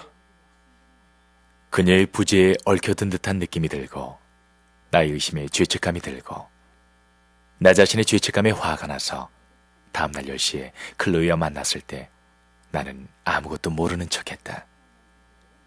그러나 그녀는 죄를 지은 것이 틀림없었다. 그렇지 않고서야 젊은 베르테르의 배를 채워주기 위해서 그동안 준비하지 않았던 아침 시리얼을 사러 동네 슈퍼마켓까지 갔다가 오는 수고를 했겠는가.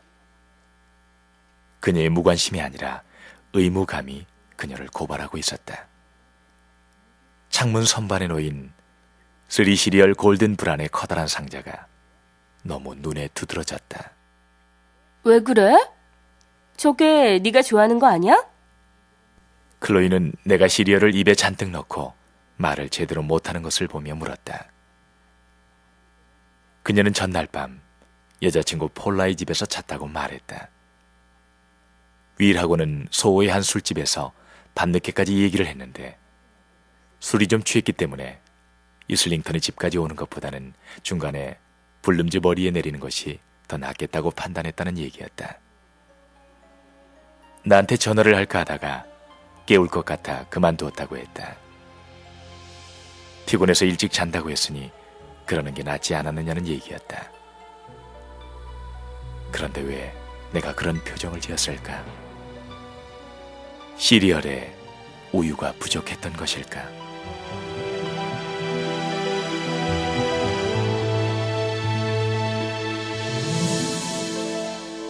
여러분은 지금 EBS 오디오북 알랭드 보통의 왜 나는 너를 사랑하는가 함께하고 계십니다.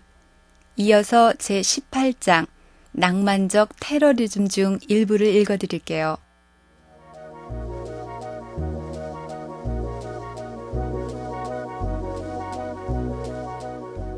우리는 낭만적 테러리즘의 단계에 접어들었다. 무슨 문제 있어? 아니? 왜? 무슨 문제가 있어야 돼?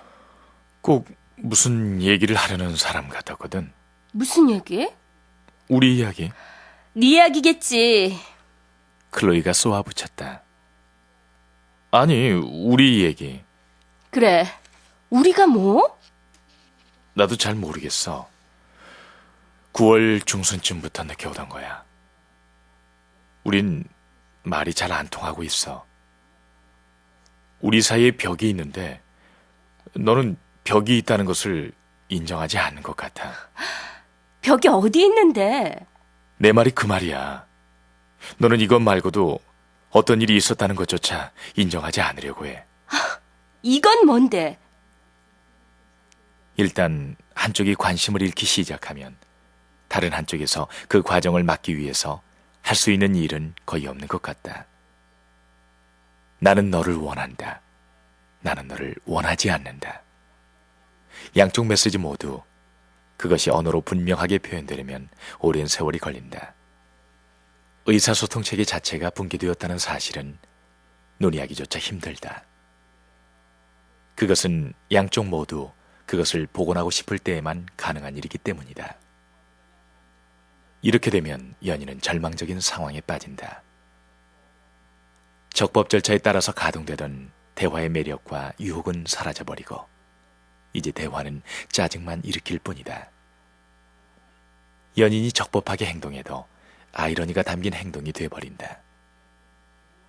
사랑을 소생시키려다가 오히려 질식시키고 마는 행동이다. 그래서 이 시점에서 연인은 어떤 대가를 치르더라도 짝에게 다시 구애를 하려고 필사적으로 노력하게 되고 그 결과 낭만적 테러리즘에 의존하게 된다. 이것은 대책 없는 상황의 산물이다. 테러리스트가 된 연인은 현실적으로 자신의 사랑이 보답받을 길이 없다는 것을 안다. 그러나 어떤 일이 쓸모없다고 해서 반드시 그 일을 안 하게 되는 것은 아니다. 꼭 누가 들어주지 않는다고 해도 말하는 것 자체가 중요하기 때문에 하는 말도 있는 법이다.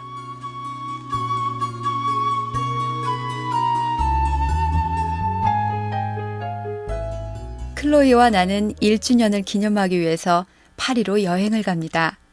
그런데 둘은 사소한 문제로 언쟁을 벌이죠.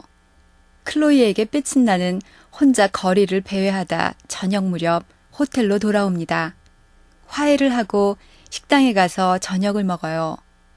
호텔로 오면서 클로이는 내 외투 호주머니에 자기 손을 집어넣고 내 뺨에 입을 맞췄지만 나는 입을 맞추지 않죠. 클로이의 키스를 진짜라고 느낄 수 없었기 때문입니다. 제19장 선악을 넘어서 편으로 이어집니다.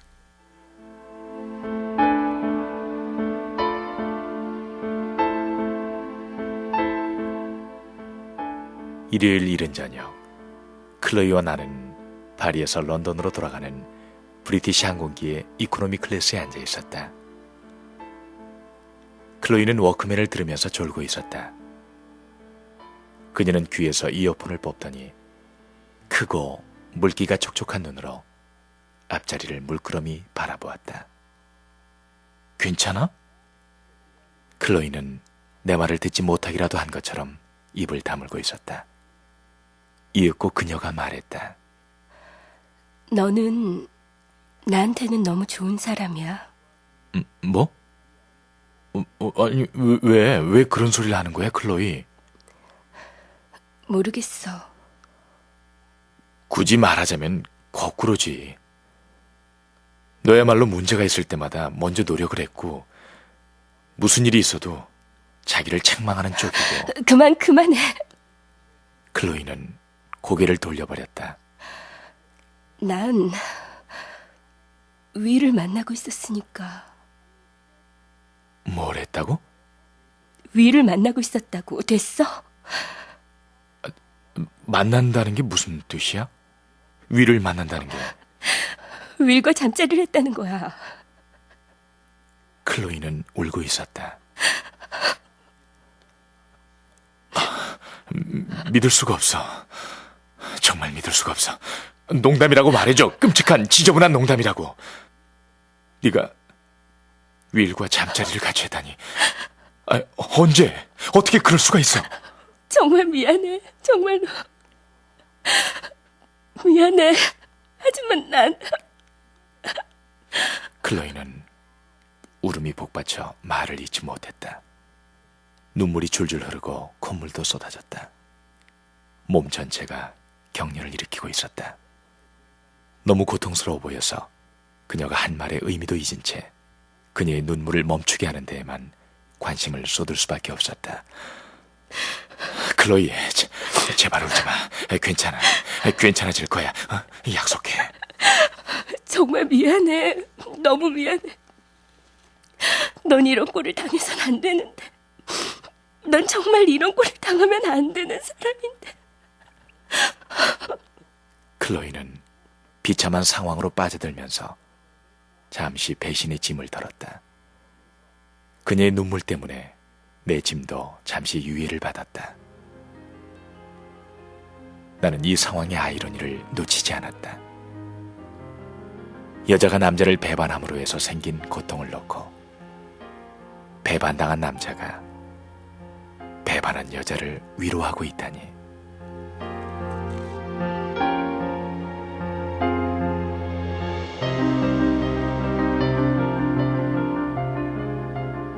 연인에게서 이런 충격적인 얘기를 듣고도 이 상황의 아이러니를 놓치지 않는 것. 이것이 바로 이 책이 가진 매력 중 하나가 아닐까 싶어요. 얼마 후 클로이와 내가 짐을 챙겨서 세관을 통과했을 때 관계는 공식적으로 끝이 나 있었습니다. 두 사람은 좋은 친구가 되기로, 울지 않기로, 피해자나 처형자가 된 것처럼 느끼지 않기로 합니다.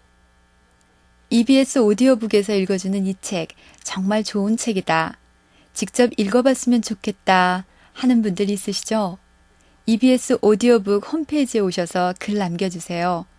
프로그램에 대한 청취 소감, 의견과 함께 이름, 정확한 주소, 연락처 남겨주시면요. 저희가 추첨을 통해서 방송하는 책을 선물로 보내드리겠습니다.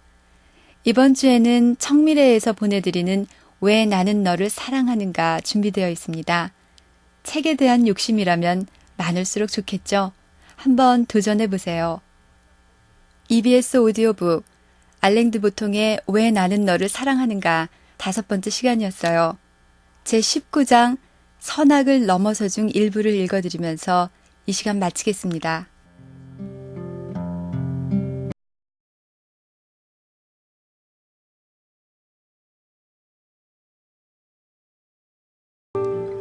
당나귀가 노래를 못한다고 당나귀에게 화를 낼 수는 없는 노릇이다. 마찬가지로 어떤 사람이 사랑을 한다거나 하지 않는다는 이유로 비난을 할 수는 없다. 물론 사랑해서 퇴짜를 맞는 것은 노래를 못하는 당나귀보다 견디기 힘들다. 나에게 퇴짜를 놓은 사람이 한때 사랑을 하던 모습을 보았기 때문이다. 다시 말해서 당나귀는 원래부터 노래를 부를 줄 모르기 때문에 당나귀가 노래를 하지 않는다는 비난을 삼가는 것도 그만큼 쉽다는 뜻이다. 그러나 나에게 퇴짜를 놓은 사람은 사랑을 했었다. 바로 얼마 전까지만 해도. 그것 때문에 나는 더 이상 너를 사랑할 수 없어 라는 주장의 현실성은 더욱더 소화하기가 힘들다.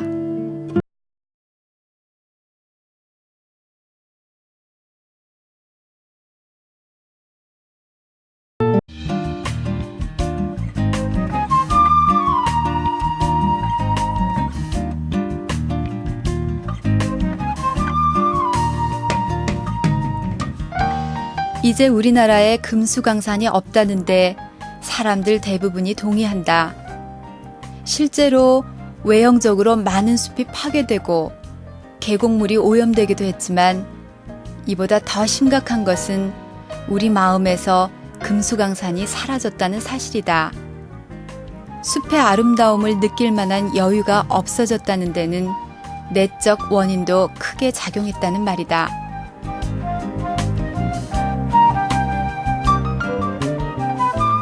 안녕하세요. EBS 오디오북 조경란입니다. 전영우의 나무와 숲이 있었네 중에서 읽어드렸습니다. 저자의 말에 따르면 우리들 마음에 금수강산이 없다는 말에는 우리나라엔 아름다운 숲이 없다는 생각이 반영되어 있다는 거죠. 하지만 저자는 외형적으로 고목들이 많아야 금수강산이 복원되는 게 아니라 그것을 보는 우리 마음의 여유와 정신적 자세를 회복하는 일이 더 중요하다고 이야기하고 있습니다. 오늘은 알랭드 보통의 왜 나는 너를 사랑하는가 6번째 마지막 시간이에요. 제20장 심리적 운명론부터 시작하겠습니다.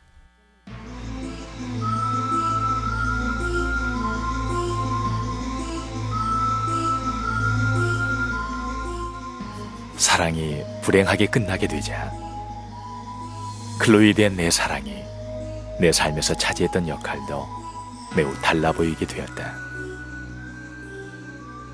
클로이와의 관계에 대해서 낙관하던 때에는 사랑을 늘 개선되어 나가는 삶의 얘기 속에 집어넣었다. 그 사랑은 내가 마침내 사는 방법, 행복해지는 방법을 터득했다는 증거였다.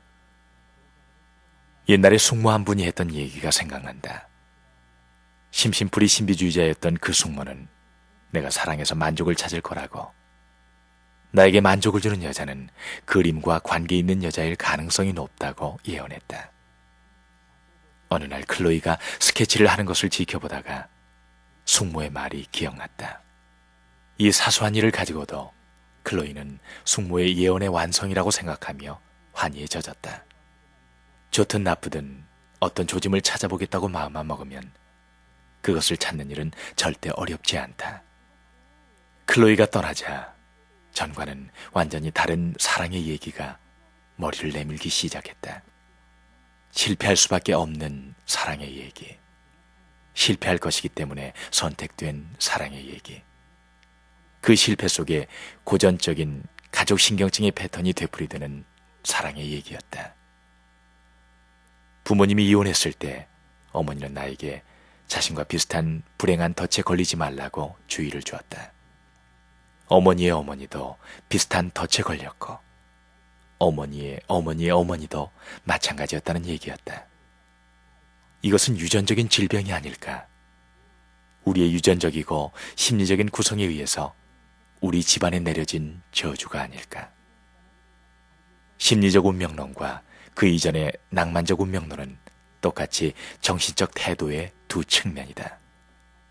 둘 다 서사양식이며 연쇄적인 사건들을 연결시키는 고리들로서 순수한 시간의 연속을 넘어서서 선악의 척도, 영웅, 비극적 영웅을 따라서 시간이 흘러가는 방향에 가치를 부여한다.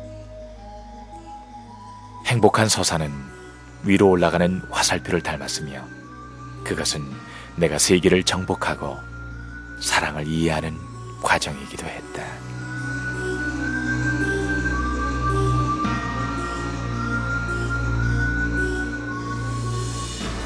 크리스마스 시즌이 다가오죠. 원래 클로이와 나는 요크셔의 작은 호텔에서 크리스마스 주말을 보낼 계획이었고요. 그 호텔 팸플릿은 여전히 내 책상에 놓여 있습니다. 크리스마스 이틀 전 윌이 나에게 전화를 걸어옵니다.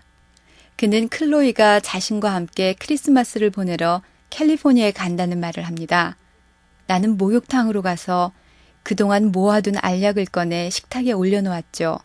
아스피린과 비타민, 수면제, 그리고 기침약과 위스키.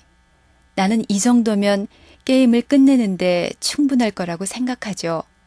이제 제 21장, 자살로 이어집니다.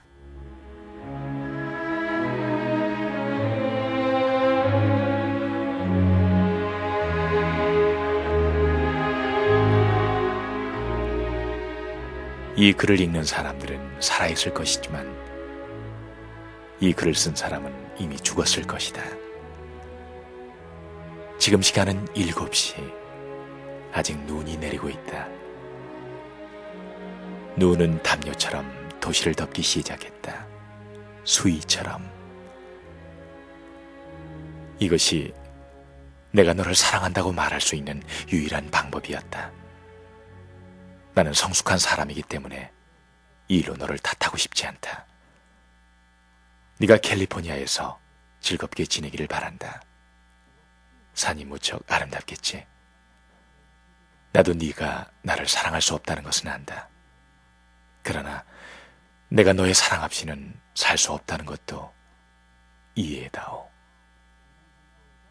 유서는 많은 저고를 거쳤다. 내 옆에는 구겨진 종이가 잔뜩 쌓여 있었다.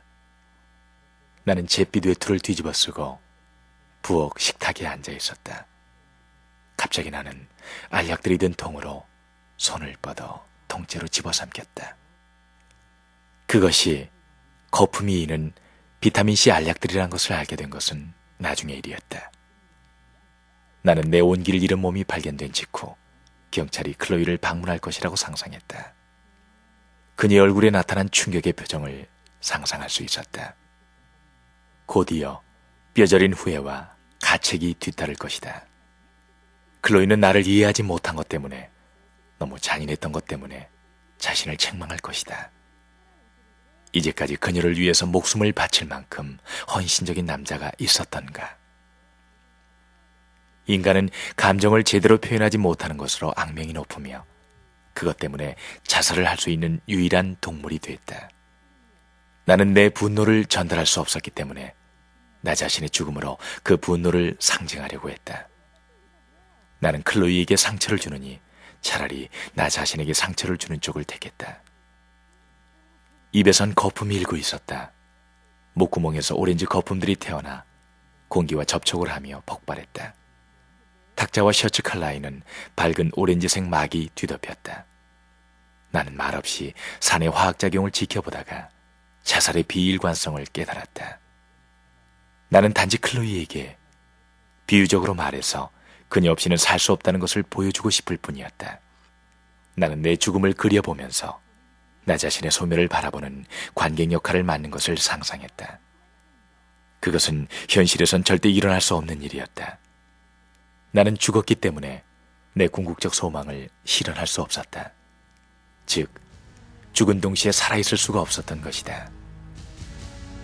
내가 얼마나 화가 났는지를 온 세상 사람들에게, 특히 클로이에게 보여줄 수 있으려면 죽어야 했다. 그러나 내가 클로이에게 준 충격을 보고 화를 풀려면 나는 살아있어야 했다. 그것은 사느냐 죽느냐의 문제가 아니었다. 햄릿에 대한 내 대답은 사는 동시에 죽어야 한다는 것이었다.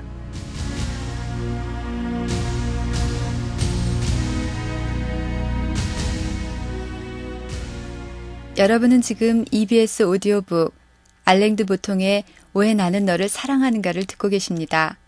나는 싱크대로 비틀거리며 걸어갔고 내 위는 수축되면서 거품이 이는 독을 토해냅니다. 제 22장 예수 컴플렉스로 이어지는데요. 크리스마스 기간 동안 혼자 비참하게 아파트에 있을 수 없다는 생각을 한 나는 베이스워터 로드의 작은 호텔에 투숙합니다. 그곳에서 나는 나 자신의 슬픔에 취하게 되죠.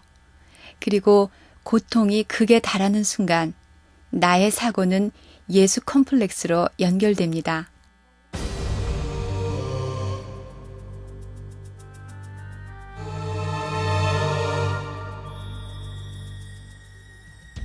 고통을 겪으면서 무한히 지혜로워진 나는 물론 그녀가 판단력이 부족하다는 것을 알지만 그래도 그녀를 용서하고 동정하고 그녀에게 선심을 쓸 수도 있었다.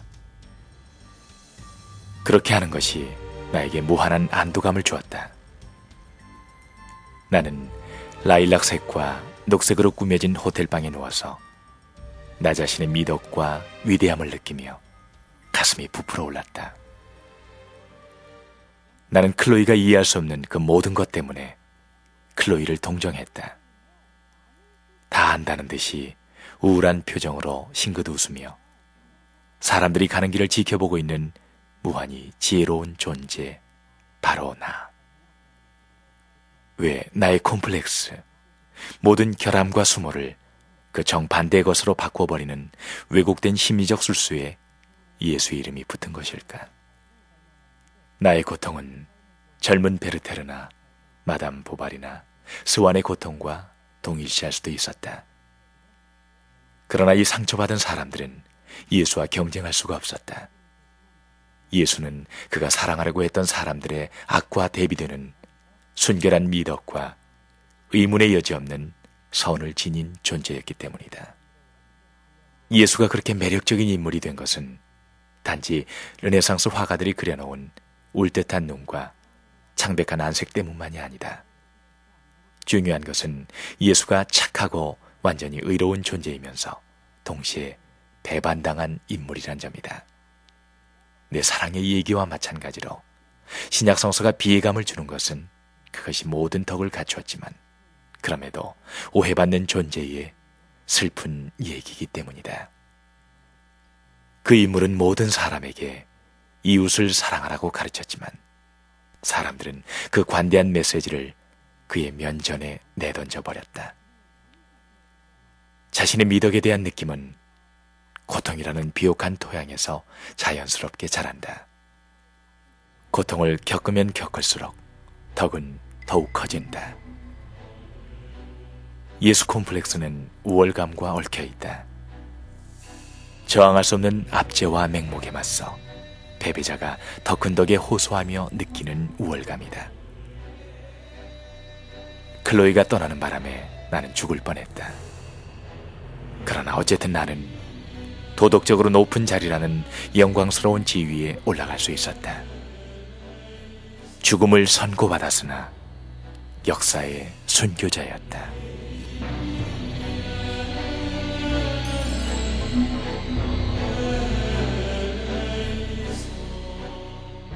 예수 컴플렉스는 마르크스주의의 정반대편에 자리 잡고 있죠.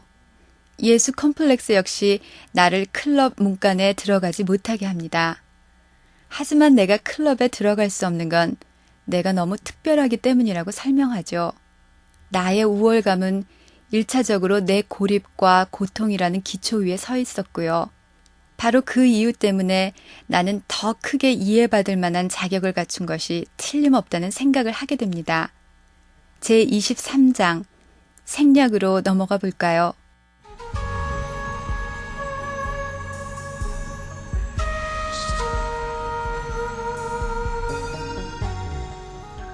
영혼은 낙타의 속도로 움직인다는 아랍 속담이 있다. 우리는 시간표가 꽉 짜인 현재의 무자비한 역학에 의해서 어쩔 수 없이 앞으로 나아가지만 마음의 자리인 영혼은 기억의 무게에 힘겨워하며 노스텔지어에 젖어서 느릿느릿 뒤따라온다.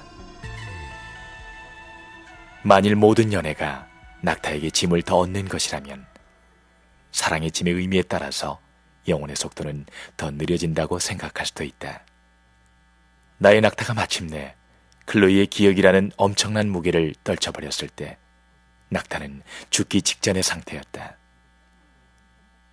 클로이가 떠나는 곳과 더불어 현재를 따라가고자 하는 모든 욕망도 사라졌다. 나는 눈을 감고 살았다. 내 눈은 뒤로, 안으로 기억을 향해 있었다. 나는 여생을 그 낙타를 따라 기억의 모래 언덕들 사이를 구불구불 나아가며 가끔 매혹적인 오아시스에 들려 행복했던 시절의 이미지들을 들추며 살아가고 싶었다. 현재는 나에게 줄 것이 아무것도 없었다. 과거만이 내가 살아갈 수 있는 시제가 됐다. 현재라는 것은 과거 옆에 갖다 놓으면 지금은 없는 사람의 기억을 되살려내며 나를 조롱할 뿐이었다. 미래라는 것은 더욱더 비참한 부재 상태를 의미할 뿐이었다. 나는 점진적으로 자아를 다시 정복하기 시작했다. 새로운 습관들이 만들어졌고 클로이 없는 정체성이 형성됐다. 나의 정체성은 오랫동안 우리를 둘러싸고 만들어졌기 때문에 나로 돌아가려면 나 자신을 다시 만들다시피 해야 했다. 클로이와 내가 함께 쌓아올렸던 수많은 연상들이 희미해지는 데에는 오랜 시간이 걸렸다. 시간은 자신을 생략한다.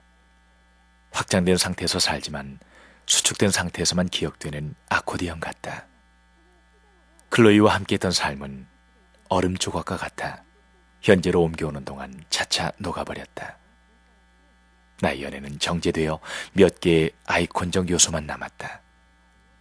우리가 처음 키스를 할 때에 클로이의 얼굴에 나타난 표정, 그녀의 발의 솜털들, 하얀 풀오버 스웨터를 입었을 때의 모습, 손으로 머리를 빗던 모습. 낙타는 시간을 따라 걸어가면서 짐이 점점 더 가벼워졌다. 계속 등에 실린 기억과 사진들을 흔들어 사막에 떨어뜨렸고 바람이 그것들을 모래 속에 묻어버렸다.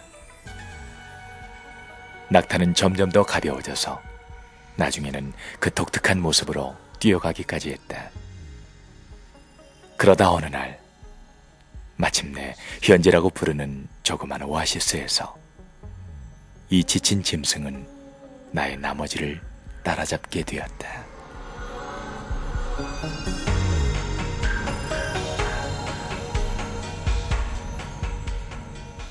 사랑 혹은 연애에 관한 이 씁쓸하면서도 경쾌한 소설, 한 주 동안 여러분들은 어떻게 읽으셨는지 궁금합니다. 저는 사실 이 책을 2번 읽었어요. 한 번은 10년 전에 읽었고요. 그리고 또 한 번은 지난 여름에 인천에서 도쿄로 가는 비행기 안에서 읽었어요. 그때 제 옆에 앉았던 외국인이 무슨 책을 읽냐고 묻길래 알랭드 보통을 읽는다고 대답했거든요. 그랬더니 아, 그 사랑의 철학자? 라고 얼른 아는 체를 하더라고요. 세계적으로 유명한 작가이긴 한가 봐요. 이 책이 주는 매혹적인 가벼움에는 사랑에 관한 재치와 유머와 그리고 철학적인 사유가 담겨 있죠. 연애라는 별로 새로울 것이 없어 보이는 주제를 놓고 자신만의 독특한 통찰력과 깨달음을 보여주는 그런 소설이라고 생각합니다. 지금까지 알랭드 보통의 왜 나는 너를 사랑하는가를 읽어드렸습니다. 다음 주에는 심노승의 눈물이란 무엇인가와 이태준의 무서록이 방송됩니다. EBS 오디오북 오늘 이 시간 마치면서 제24장 사랑의 교훈 마지막 부분 읽어드리겠습니다.